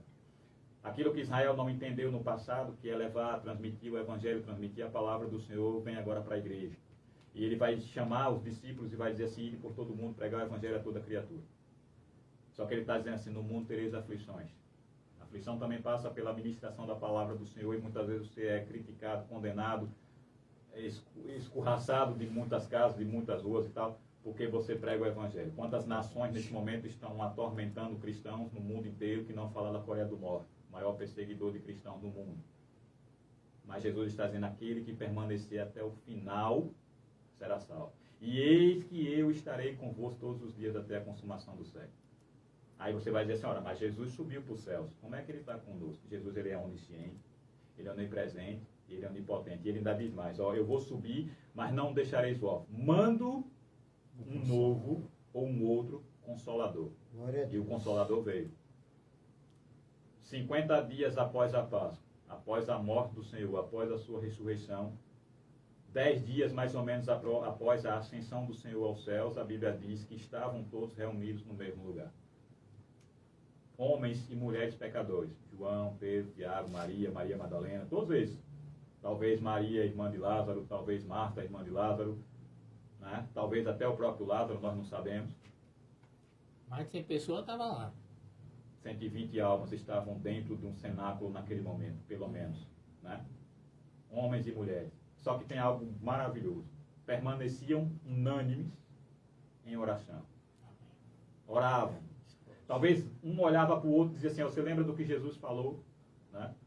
Lembra que o que Jesus fez, como ele andou sobre as águas, como ele purificou tal, como ele transformou água em vinho, alimentou multidões, né? Transformou transformou ali a água em vinho e aí multiplicou os pães e essa coisa toda, né? Lembra quando ele ressuscitou Lázaro?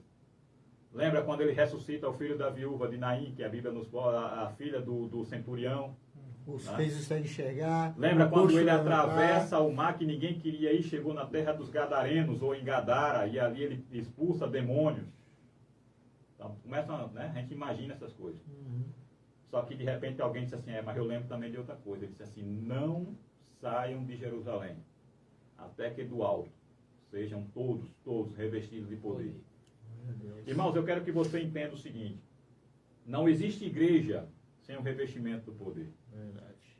Se não tivesse o 10 dias após a ascensão do Senhor, ou seja, a festa do Pentecostes, onde a Bíblia diz que Jesus prepara tudo, Deus prepara tudo, e Ele coloca dentro de Jerusalém naquele dia, na festa do Pentecostes, ou seja, na festa das colheitas, Ele coloca dentro de Jerusalém homens religiosos de todas as partes do mundo, que falavam todo tipo de língua no mundo, e coloca dentro de Jerusalém. Ou seja, Deus está dizendo, a partir de hoje, meu negócio não é com Israel, ou meu negócio não é mais só com Israel. A partir de hoje eu trabalho com as nações. Glória a Deus. Porque nós precisamos entender o seguinte, a partir do Pentecostes saem missionários de todas as partes do mundo. Muitas vezes nós ficamos discutindo aqui de onde é que veio o Evangelho, Paulo, Silas, Tiago. O Evangelho vem do Espírito Santo de Deus. Ele pega 120 almas, como nós já dissemos aqui, isso aqui é maravilhoso porque ele separa 12 homens, mas naquele dia estavam aproximadamente 120 pessoas, ou seja, 10 vezes mais. Deus é o Deus de multiplicação. Então ele vai pegar essas 120 almas, e não é à toa, tá? E ele vai dizer, é com vocês agora. Só que é vocês e o amigo do noivo. E o amigo do noivo é o Espírito Santo. Amém. Aquele que está cuidando da noiva. Isso aqui é uma prática, né? Lá do Israel antigo, de casamento. Faz-se o contrato, pega alguém que é amigo do noivo, deixa responsável pela noiva, para que ela não se perdesse. E aí entenda o perder dessa forma mesmo, se perder nele. E aí ele diz assim, ó, o amigo do noivo ficará com ela até no dia das bodas. Então a igreja, como noiva, ela está sendo preparada, ataviada para o noivo. E quem está cuidando dela? O amigo do noivo, o Espírito Santo. Ou seja, o Consolador. E de repente vem um vento impetuoso, veemente e tal, enche toda a casa e todos viram línguas repartidas como de fogo, pousando na cabeça de cada um deles. Todos foram cheios, homens, mulheres, e se tinha criança, pode ter certeza que falaram também. Mistério, como diz o pastor Valmir. Desce sobre eles, além de outras coisas, vai capacitar, instruir e encher de poder. E a partir daquele momento, o cenáculo que estava fechado precisou ser aberto. Por quê? Porque o Espírito Santo ele não veio para Pedro, ele não veio para João, ele não veio para Maria, ele não veio para Tiago, ele veio para o mundo inteiro. E aí aquelas portas não poderiam segurar o Espírito Santo ali dentro. A Bíblia diz que as portas se abrem, alguém abriu a porta e todos saíram e começaram a anunciar o Evangelho. Todos. Você conhece o discurso de Pedro. E por conta do discurso de Pedro, a alma se renderam ao Senhor naquele dia. Mas você está longe de saber o que João estava fazendo, o que Maria estava fazendo, o que Tiago estava fazendo, o que Bartolomeu estava fazendo, ou seja, todos os que estavam ali dentro começaram a pregar o Evangelho. Glória a Deus. E o mais interessante disso tudo, homens de todas as nações do mundo, a Bíblia fala aqui, estavam dentro de Jerusalém, ouviam e conseguiam compreender a mensagem do Evangelho na sua própria língua. Materna. Se fala muito assim, ó, Deus é poderoso e ele consegue fazer você falar em outras línguas. Deus é muito mais poderoso do que isso. Ele consegue fazer você falar em português e o mundo inteiro ouvir cada um na sua língua. Exatamente. Nós falamos um pouco aqui rapidamente sobre a Torre de Babel. E a Torre de Babel vai culminar com a confusão das línguas. Ou seja, se havia uma língua antes, essa língua foi dada por Deus. E se passa a existir diversas línguas após a Torre de Babel, todas as línguas são de Deus. Então, para ele não existe Exatamente. restrição de língua. Para Deus não existe restrição de língua. Ou seja, ele fala, se ele quiser, ele bota o mundo nesse tantinho aqui para falar na língua universal, a língua de Deus. Por isso que Paulo vai dizer assim, ainda que eu fale a língua dos anjos e dos homens, ele está dizendo, para Deus não existe restrição, porque Deus entende, porque ele sabe de todas as coisas. Sim. Muitas vezes eu fico preocupado, ou nós ficamos preocupados, será se Deus está compreendendo aquilo que eu estou orando? Eu preguei, não sei se está chegando, né? Está aquele negócio todo, não importa, irmão, não importa o que sai da tua boca, né? Importa o que está saindo do teu coração. Verdade. Muitas vezes você tem dificuldade para falar, dificuldade para orar, até mesmo para orar. Você sozinho lá no teu quarto, você tem dificuldade para fazer essa oração, mas aí o próprio Jesus disse, antes mesmo de sair da tua boca, ele já sabe. Ele sabe de todas as coisas, nós precisamos lembrar sempre disso daí. Tá? Então, assim, falar dessa questão do pecado, ou da queda do homem, que é o pecado, né? A gente não pode falar somente de pecado, a gente precisa falar da solução para o pecado. Né? Para nós já sabemos, desde criança, como eu disse, que nós todos somos pecadores e assim seremos até no dia que ele voltar. Mas o que importa para nós hoje não é o pecado. O que importa para nós é a solução para esse pecado. Precisamos ter sempre a consciência de que somos pecadores, mas precisamos ter consciência ainda maior de que nós temos um advogado. Nós temos alguém que não é vela por nós, como muitas vezes ouvimos por aí, mas alguém que já deu a sua vida por nós. Alguém que foi lá e, conforme o louvor diz, né, rasgou a cédula, a condenação, o alto preço, aquilo que você não poderia pagar, ele já foi lá e já pagou por você. E o que é tão interessante eu sempre costumo falar isso porque parece que às vezes as pessoas esquecem dessa situação. Que Cristo, sendo soberano, poderoso, fez todas as coisas e tudo foi feito por Ele. Ele deixou todo esse poder, toda essa glória, e veio se tornar carne. Passar o que passamos, sofrer o que sofremos, chorar, se angustiar, tudo isso, simplesmente para poder nos salvar. Eu queria que você, eu creio que já está também chegando ao final aí, mas Não, eu queria que você tem tempo, né? meditasse duas coisas, em duas pessoas que são muito importantes. A primeira é a pessoa de Saulo, ou do apóstolo Paulo, como você queira chamar, para mim não faz muita diferença, Saulo e Paulo é a mesma pessoa. E a outra pessoa é você mesmo. Né? Então, quando você lembra de Paulo, você vai lembrar do livro dos Atos dos Apóstolos, das cartas paulinas e aquela coisa toda, e você conhece a história dele. Saulo, homem cheio de autoridade, recebe carta de autorização, e como eu disse agora há pouco aqui, ele tem um defeito gravíssimo, que é achar que não tem pecado. E que ele poderia fazer o que ele quisesse, com quem ele quisesse, principalmente acabar com aquela seita, como ele chama, né? Do chamado seguidores de Jesus. E ele tem autorização e ele mata mesmo, ele arrasta mesmo, porque ele tem autoridade para isso. E aqui uma coisa que é interessante, a autoridade não é de Pilatos, não foi dada a ele por Pilatos, ou concedida por Pilatos. Não foi concedida a ele por Herodes, mas foi concedida por Anás e Caifás. Ou seja, pelos sacerdotes do povo de Israel. Você não se contenta em matar Jesus. Aí o Atos dos Apóstolos vai dizer que não se contentou com a morte de Tiago, amando de Herodes. Não se contenta com a morte de Estevão, né, o diácono Estevão, talvez um dos primeiros missionários. E disse assim, não, nós precisamos matar todos eles. Precisamos acabar com onde surgir um movimento desse. Né, e quantas vezes a igreja vem sofrendo com isso? Você levanta um ministério em tal lugar, daqui a pouco vem as perseguições e talvez até queiram te matar porque você fez criou uma igreja em tal lugar e aí você está pregando um evangelho, uma doutrina diferente da nossa, como até o apóstolo Paulo foi acusado disso. Então ele tem autoridade para matar, para chicotear, para prender. Só que, diferente de Paulo, existe um Jesus. E como eu disse, assim como Jesus poderia ter tirado Caim e acabado com a história de Caim lá no seu pecado, assim como ele poderia ter tirado da história e riscado da história o nome de Adão, o nome de Eva, e ter feito uma humanidade nova, nós sabemos disso. Não é? Assim como Deus poderia ter, quando ele tira através do dilúvio toda a humanidade, deixando somente Noé, sua esposa, seus filhos e a esposa dos seus filhos, ele não poderia simplesmente ter apagado, riscado aquela humanidade, aquelas pessoas e criado homens e mulheres novas.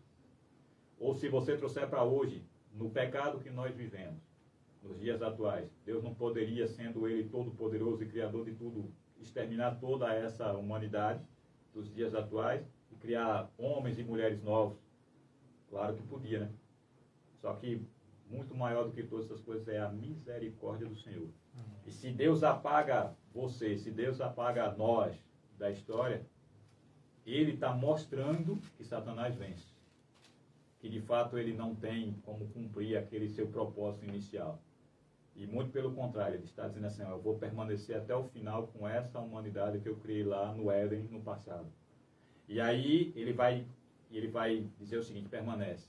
Aí ele mantém Caim, ele mantém Noé, ele mantém os descendentes de Noé, ele mantém essa humanidade de hoje, ele mantém Saulo.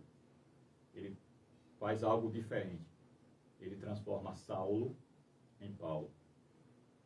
Ele transforma Abraão, pai de uma nação, em Abraão, pai de muitas nações. Ele transforma Saulo, que era autoridade romana, em Paulo, a autoridade do Evangelho. E Jesus chega para Ananias e diz assim, Ananias, vai lá, ora por ele vai voltar a enxergar. Ananias vai dizer, Senhor, pensamento de homem, eu conheço esse homem aí. E eu sei o que ele é capaz de fazer e o que ele tem feito com os teus seguidores. O senhor não está sabendo disso, não? Né? Jesus vai dizer assim, Ananias, meu servo, vai, porque esse é para mim um vaso escolhido. Então, ainda que no nosso pecado, quando pelos homens nós deveríamos ter ficado lá no passado, deveria existir hoje só talvez a história, ou talvez nem a história, talvez as pessoas quisessem que nem se lembrassem mais de nós. Porque diziam assim, ó, esse daí era miserável, esse daí fazia isso ou aquilo, matou, roubou e tal. Deus está dizendo assim, mas ele é para mim um vaso escolhido. Ainda que ele tenha cometido todo tipo de atrocidade e de pecado no passado, eu quero que ele ultrapasse isso daí, essa barreira, e torne alguém que vai ganhar almas para mim. Porque o objetivo de Deus não é com uma pessoa somente, mas é com toda a humanidade. E aí, talvez a coisa mais confusa da história, ao mesmo tempo também é só com você. Porque a Bíblia vai dizer que Deus, ele é aquele bom pastor, que ele não só deixa as 99 ovelhas, mas ele também dá a própria vida dele por amor de uma única ovelha, você que estava perdido. Aí por isso que tem a história do filho pródigo que pecou, mas Deus não abandonou, traz de volta. Tem a história da dracma perdida, tem a história da própria ovelha perdida. Está dizendo assim, ó, eu sou das nações, de todos os povos, e não quero que nenhuma se perca. Mas eu dou também a minha vida por um só desses seres humanos aí, que se desviaram dos caminhos. Então Jesus, ele morre não por uma pessoa, ele morre por todos nós, inclusive por Saulo. Saulo, de perseguidor, ele torna-se um maior de todos os pregadores da igreja primitiva. Formador de igreja, espalhando o evangelho na Ásia toda, chegando até a sede do império, que era na cidade de Roma. E muitas vezes é por isso que você foi alcançado pelo evangelho, porque Deus usou homens como Paulo, como Silas, como Barnabé, como Timóteo, como todos os seus companheiros, inclusive Lucas, para que esse evangelho fosse propagado e hoje você tivesse o direito de olhar para essa segunda pessoa que eu disse que é você mesmo. Que tinha uma vida complicada, mas que hoje você foi alcançado pelo evangelho e você tornou-se numa nova criatura.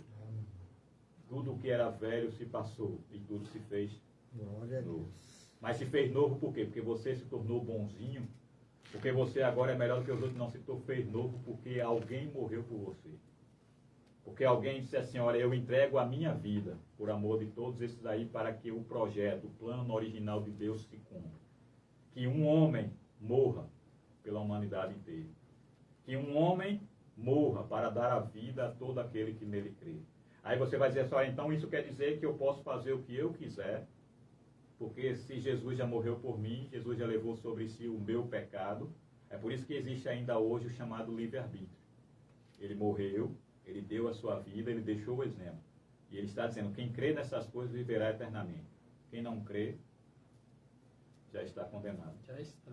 E aqui é interessante porque muitas vezes se confunde isso, assim, dizendo assim, mas eu já sou batizado. Eu desci as águas. O descer as águas não é garantia de salvação, irmão. Verdade. Salvação só vem por um, que é Jesus Cristo.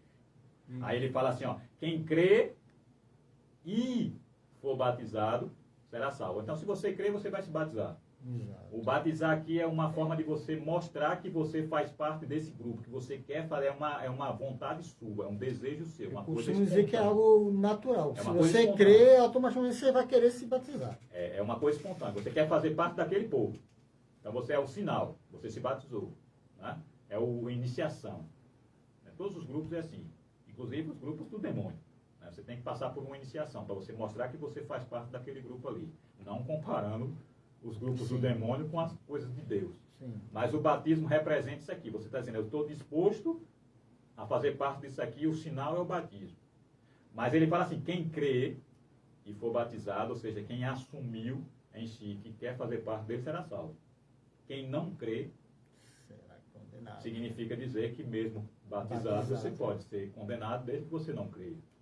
Ou, até como o irmão acabou de falar, já está condenado, não será condenado. Né? E aí, isso aqui é o segredo da coisa. Quem mais sabe da condenação é Satanás. Satanás, ele sabe que ele é o pai da mentira, ele é que introduz o pecado no mundo, né? Que nós estamos falando de pecado original ou da queda, a culpa é toda de Satanás. Né? Eu não estou aqui livrando a cara, como a gente fala de Eva, né? De Adão, eles pecaram porque eles desobedeceram a Deus, mas a culpa de tudo isso é de Satanás. E em momento algum Deus joga isso para cima de Adão e nem de Eva. Ele sabe que foi uma desobediência e que Satanás é o tentador. Existia um homem chamado Jó, um homem sábio, um homem íntegro e honesto, só que Satanás queria cirandar a vida dele. Pedro também da mesma forma. Então, assim, ele sabe exatamente que são aqueles que são dedicados às coisas de Deus e ele quer trabalhar em cima desses aí. Que esses aí já são de Deus. Porque precisamos observar, irmãos, que existe aquelas pessoas que são de Deus e as que são de Satanás. E não se espante quando alguém chegar para você e dizer assim, fulano não é de Deus. Porque a própria Bíblia deixa claro dizendo que nem todos são filhos de Deus. Agora, aqueles que são de Deus, aqueles que foram dados a Jesus, e ele fala isso, Pai, em tuas mãos eu entrego de volta todos os que o Senhor me deste. Nenhum se perdeu, apenas o filho de perdição. Então, Satanás estava entre eles. Quando a Bíblia diz que na história de Jó, que vieram todos os filhos de Deus, e dentre eles veio também Satanás, então ele está, desde o princípio de todas as coisas, tentando se andar na vida daqueles que são escolhidos. Né? Foi assim na vida de Davi, foi assim na vida de Salomão, foi assim na vida de Pedro, de João, de Tiago, de Paulo, e é assim na tua vida. Quando você mais se aproxima de Deus, é que Satanás fica irado e ele vai tentar contra a tua vida. Mas aí, quando isso acontecer, você vai fazer o quê? Você vai se desesperar? Ou você vai glorificar o nome do Senhor e dizer assim, se ele está agindo é porque ele sabe que a cabeça dele está sendo esmagada. Verdade. A cabeça dele está sendo esmagada. Isso aqui é uma promessa lá do Gênesis, no capítulo 3. A promessa é a seguinte, mulher, você terá suas dores aumentadas. Né? No parto você terá dificuldades, e quando falo dificuldade, não estou falando de perder filho, estou falando de ter sofrimento por conta disso. É o castigo da mulher. Ele fala para o homem assim, olha, você não iria precisar fazer nada disso, mas a partir de hoje você vai comer o chamado pão de sofrimento, pão de dores. Você vai ter que trabalhar, que não precisava. Né? O homem não precisava trabalhar para comer. A partir de hoje, para comer, você vai ter que plantar, você vai ter que colher, vai ter que depender da temperatura, do calor, do frio, da chuva, como nós estamos vivendo tempos difíceis agora de estiagem na nossa região, como é costume. Quantos e quantos agricultores estão aí com a mão na cabeça, como a gente fala, sem saber o que vai acontecer? Somos totalmente dependentes dessas coisas da natureza. Na época de Adão não era assim. Só que Deus vai dizer assim, ó, como castigo para você. E aqui é interessante porque Deus não lança nenhum castigo sobre Adão. Ele lança uma condenação sobre a terra. Ele vai dizer, a terra será maldita. E aí, por conta disso, vem todo esse sofrimento. E tu é da terra, ou seja, do pó e ao pó tu vai retornar. Aí é a condenação. Só que ele vai dizer assim, ó, como nós acabamos de dizer assim, mas ainda que você morra, se você crê em mim, você verá e viverá a vida eterna. E aqui é a separação, porque ele chega depois na condenação da serpente. E ele vai dizer assim, ó, como você fizesse isso aqui, você vai andar rastejando, e rastejado, muitas vezes nós lembramos da cobra realmente. Rastejar significa essa característica de Satanás, aquela coisa que só existe nele, aquela coisa furtiva de tentar as piores situações possíveis, de te arrastar para os piores lugares do mundo, isso é coisa de Satanás. Mas Jesus está dizendo assim, ou Deus está dizendo assim, mas eu vou levantar um da descendência da mulher. E ele é quem vai colocar um ponto final nesse pecado, nesse castigo aí. Glória a Deus. Porque ele virá, ele terá o seu calcanhar ferido por Satanás. Aqui como condenação à mulher. Jesus ele sofre não é por ele. Jesus ele sofre por você.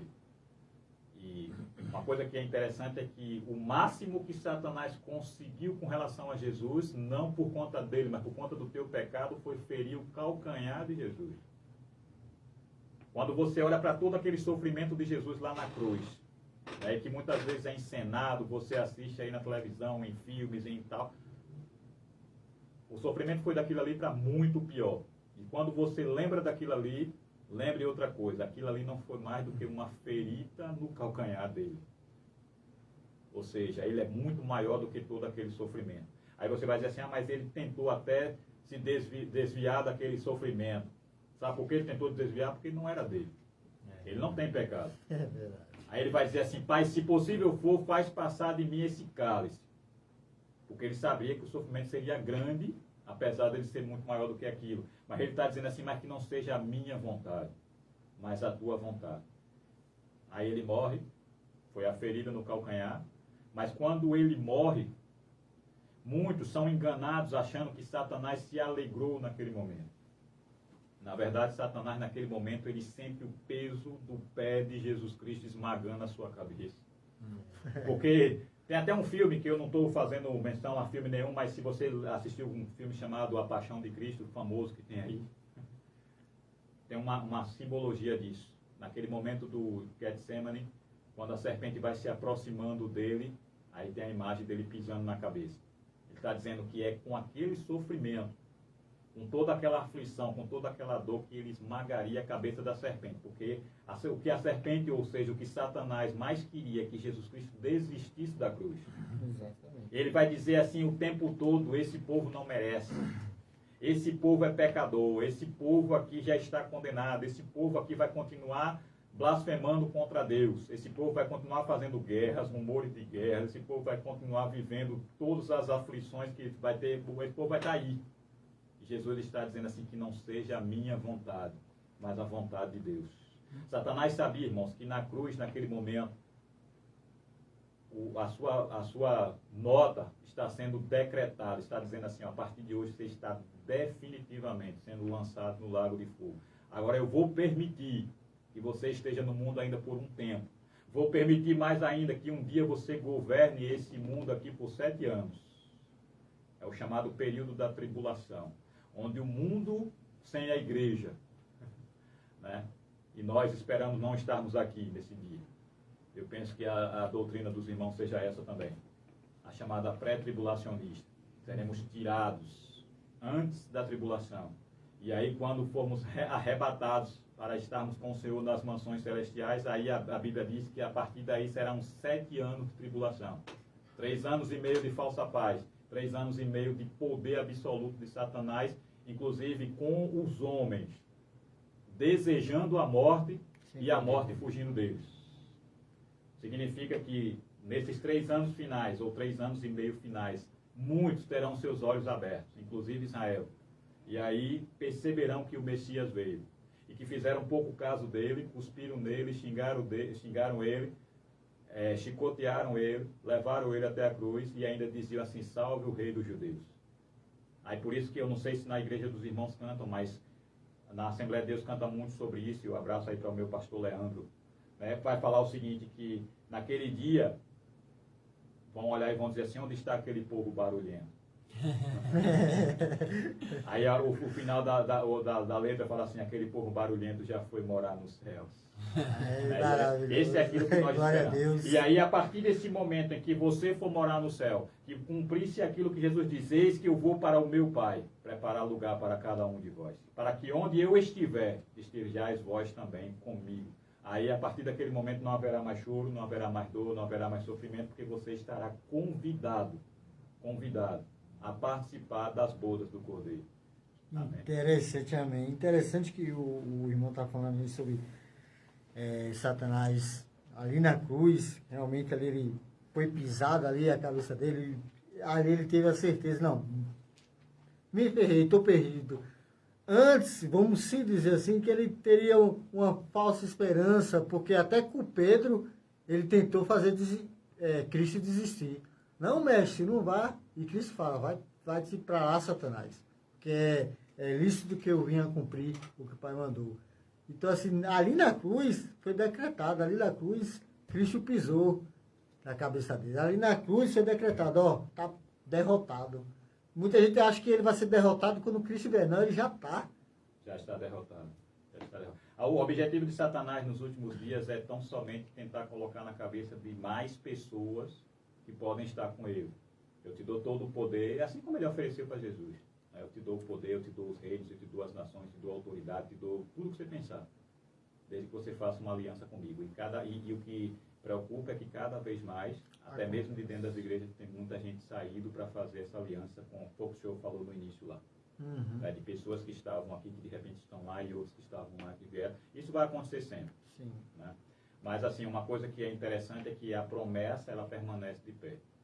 O livro do Apocalipse, ele é interessante porque ele vai mostrando as promessas. Uma vez uma moça me disse, quando eu trabalhava ainda em Jacobina, ela disse assim: eu não consigo entender como é que um livro cheio de coisa ruim possa ser parte da Bíblia.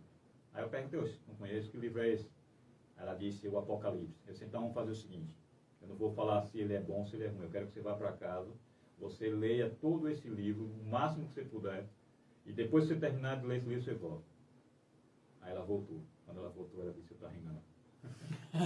Porque é um livro que diz assim, ó, no capítulo número 3, a promessa à igreja que está em Sardes, vai dizer: aquele que vencer, eu farei coluna no templo de Deus, e dele nunca sairá, e escreverei sobre ele o meu nome, o nome de Deus, o nome da cidade do meu Deus, a nova Jerusalém que desceu do céu, o meu Deus e também o meu novo nome, o nome de Jesus Cristo.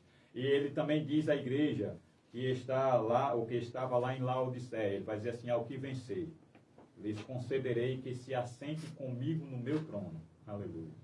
Assim como eu venci e me assentei com o meu Pai no seu trono. Aleluia. Esse é o livro que a moça disse que só tinha coisa ruim. É o livro que diz que Jesus Cristo vem e vem sem demora. Quem estiver preparado, espera mais um pouco. Porque no dia que ele vier, esses aí serão assentados, ou estarão assentados à direita dele. E mais do que isso, ele diz no capítulo número 19, quando você olhar para ele, ou para ele, você vai ver como ele é. E esse é o nosso sonho, o nosso desejo maior. Porque você e eu, nós tentamos imaginar um Jesus que foi representado, ou que é representado esse tempo todo. Independente de como você imagina ele. Esqueça disso tudo. De qual a presença física dele. Imagine que um dia, no capítulo 19, a Bíblia promete que você vai olhar para ele. E você vai ver como ele é. E mais do que isso, ele vai dizer que nós seremos como ele. Aleluia. E ele vai dizer assim, ó, você vai olhar para a veste dele, para a sua coxa, e você vai ver ali escrito o nome dele. E esse talvez seja um mistério muito grande, as pessoas querem saber qual é o nome de Jesus, como é e tal. Aqui está muito claro. Rei dos reis, Senhor dos senhores. Oh, glória. Aleluia. Jesus. Esse é aquele que morreu por você. Maravilhoso. Né? Ou seja, não tem imperador, não tem presidente, não tem rei, não tem ninguém que seja maior do que ele. Ele é rei dos reis. E só para mostrar que ele é tudo isso, ele ainda diz que ele é Senhor dos senhores. Então, falar de pecado pode até ser interessante, mas falar daquele que nos livra do pecado é bem melhor. É maravilhoso esse Jesus Cristo. O senhor já fez essa consideração final já? Eu quero agradecer o convite. Eu quero louvar a Deus pela vida dos irmãos que conduzem esse programa abençoado. Tenho certeza de que esse programa, como eu disse lá no início, ele já faz parte da vida de muitos cidadãos aqui calmonenses, talvez até de outras cidades, né? Hoje, com a facilidade da internet, tenho certeza de que as ondas desse rádio que ele está chegando, dessa rádio já chega até mesmo em outras nações, né? Quem sabe isso está servindo como trabalho missionário, vai estar alcançando vidas em outras nações que muitas vezes as pessoas não têm a condição de ter uma Bíblia, de ter esse direito de chegar em uma igreja e estão ouvindo, quem sabe, através das ondas do rádio, transmitida pela internet, ou até mesmo naquele rádio tradicional. Né? Que Deus abençoe a vida dos irmãos que têm conduzido esse programa. Né? Que Deus continue capacitando vocês, né? Trazendo aqui pessoas que possam contribuir para a edificação da vida das pessoas, né? Independente de denominação. É claro que nós não estamos aqui falando de ecumenismo, nada disso, mas estamos falando da palavra de Deus e do seu evangelho que precisa chegar. Né? Então, se falou a verdade, precisa vir. Né? Então, que Deus abençoe aqueles que virão também. E eu quero agradecer também a todos os ouvintes, né, que dispensaram esse tempo aí, talvez cansado, né, muitas vezes, final de semana chegando, você trabalhou a semana toda, né, mas o Espírito está falando aí, não é Sidney. Né? Por isso que eu não fiz questão lá no início de ficar falando quem eu sou, nem de onde eu vim. Né? Quem quiser ficar sabendo sobre isso daí, depois se quiser me perguntar, a gente vai conversar sobre isso. Mas assim, o que interessa para mim não é Sidney, mas sim Jesus Cristo na Nazaré. Né? Porque sem Ele nós não estaríamos aqui. Exatamente. Né? E quando eu falo isso, não é nem só com uma questão de ser direito de ser chamado o filho dele, de estar na igreja e tal. Eu estou falando de, durante esse dia, quantas pessoas, né, amanheceram e não vão terminar o dia. Ou não chegaram até o horário desse programa. Né? Por quê? Porque Jesus não permitiu, Deus não permitiu, Ele já partiu. Né? Mas nós estamos aqui, devemos glorificar o nome do Senhor por isso. Quero louvar a Deus, como eu já disse, pela vida do nosso pastor Leandro, né, que está à frente na direção da nossa igreja, que Deus continue abençoando a família dele também. E louvo a Deus pela vida da minha família. Né? Deus tem nos permitido estar aqui já há 10 anos, né, completando 10 anos agora. Glória a Deus. Nesse período, voltei a trabalhar 5 anos em Jacobina, mas Deus permitiu que permanecêssemos aqui por esses 5 anos também. Estamos de volta, até no dia que Ele permitir. Né? Não somos daqui, então no dia que Ele quiser nos levar para outro lugar, estamos com certeza à disposição. Então que Deus abençoe a Shirley, né, a irmã Shirley, Abençoe também a Salmos e a Alice, que são os meus filhos. Glória a Deus. E a todos os ouvintes, e que Deus abençoe a vida de vocês todos. Amém. Amém. Glória a Deus, Senhor. Nós que agradecemos o irmão Sidney, como eu já falei, né? Foi uma felicidade nossa, sabemos da correria, tanto do seu trabalho secular, como o trabalho em relação à obra do Senhor. Quero também agradecer a todos que nos ouvem, que nos acompanharam, tornando lembrar, amanhã, pode ir lá no YouTube, no canal Assuntos do Reino, esse programa de hoje vai estar lá no Facebook ou no YouTube. Toca no sininho lá, se inscreva, curta, ajude para que esse programa seja propagado mais para frente, para mais pessoas, como o irmão Sidney falou. É esse o intuito do programa, é levar a palavra de Deus para pessoas que não sabem ler, mas que possam ouvir, pessoas que não têm um conhecimento, não entendem, ou querem entender melhor sobre a palavra de Deus. É esse o intuito, é isso que Deus tem colocado no nosso coração, no meio de cristiano. E nós não estamos aqui, não é para mostrar a nós, como o irmão Sidney falou, e sim a Cristo. Cristo é o centro, Cristo é a referência, Cristo é o todo, Cristo é o importante. É essa a nossa vontade, né? Já tinha falado com o pastor Leandro, quero mandar um abraço para ele também. A gente, uma vez eu encontrei ele, infelizmente é muito corrida a vida dele para ele vir aqui, mas o filho dele, Jefferson, já veio aqui, espero que venha mais vezes, assim como o irmão Sidney, espero que venhamos ter outra oportunidade de o irmão vir, se assim ele desejar, claro, né? Então, meus amados irmãos, assim agradeço, e se possível, eu gostaria que o irmão Sidney fizesse a oração final, se assim... Com certeza. Amém? Com certeza. É uma necessidade de todos nós, né? Então vamos orar e que Deus possa estar visitando nesse momento a vida de cada um de vocês, ouvintes, que vão estar orando conosco também. Amém.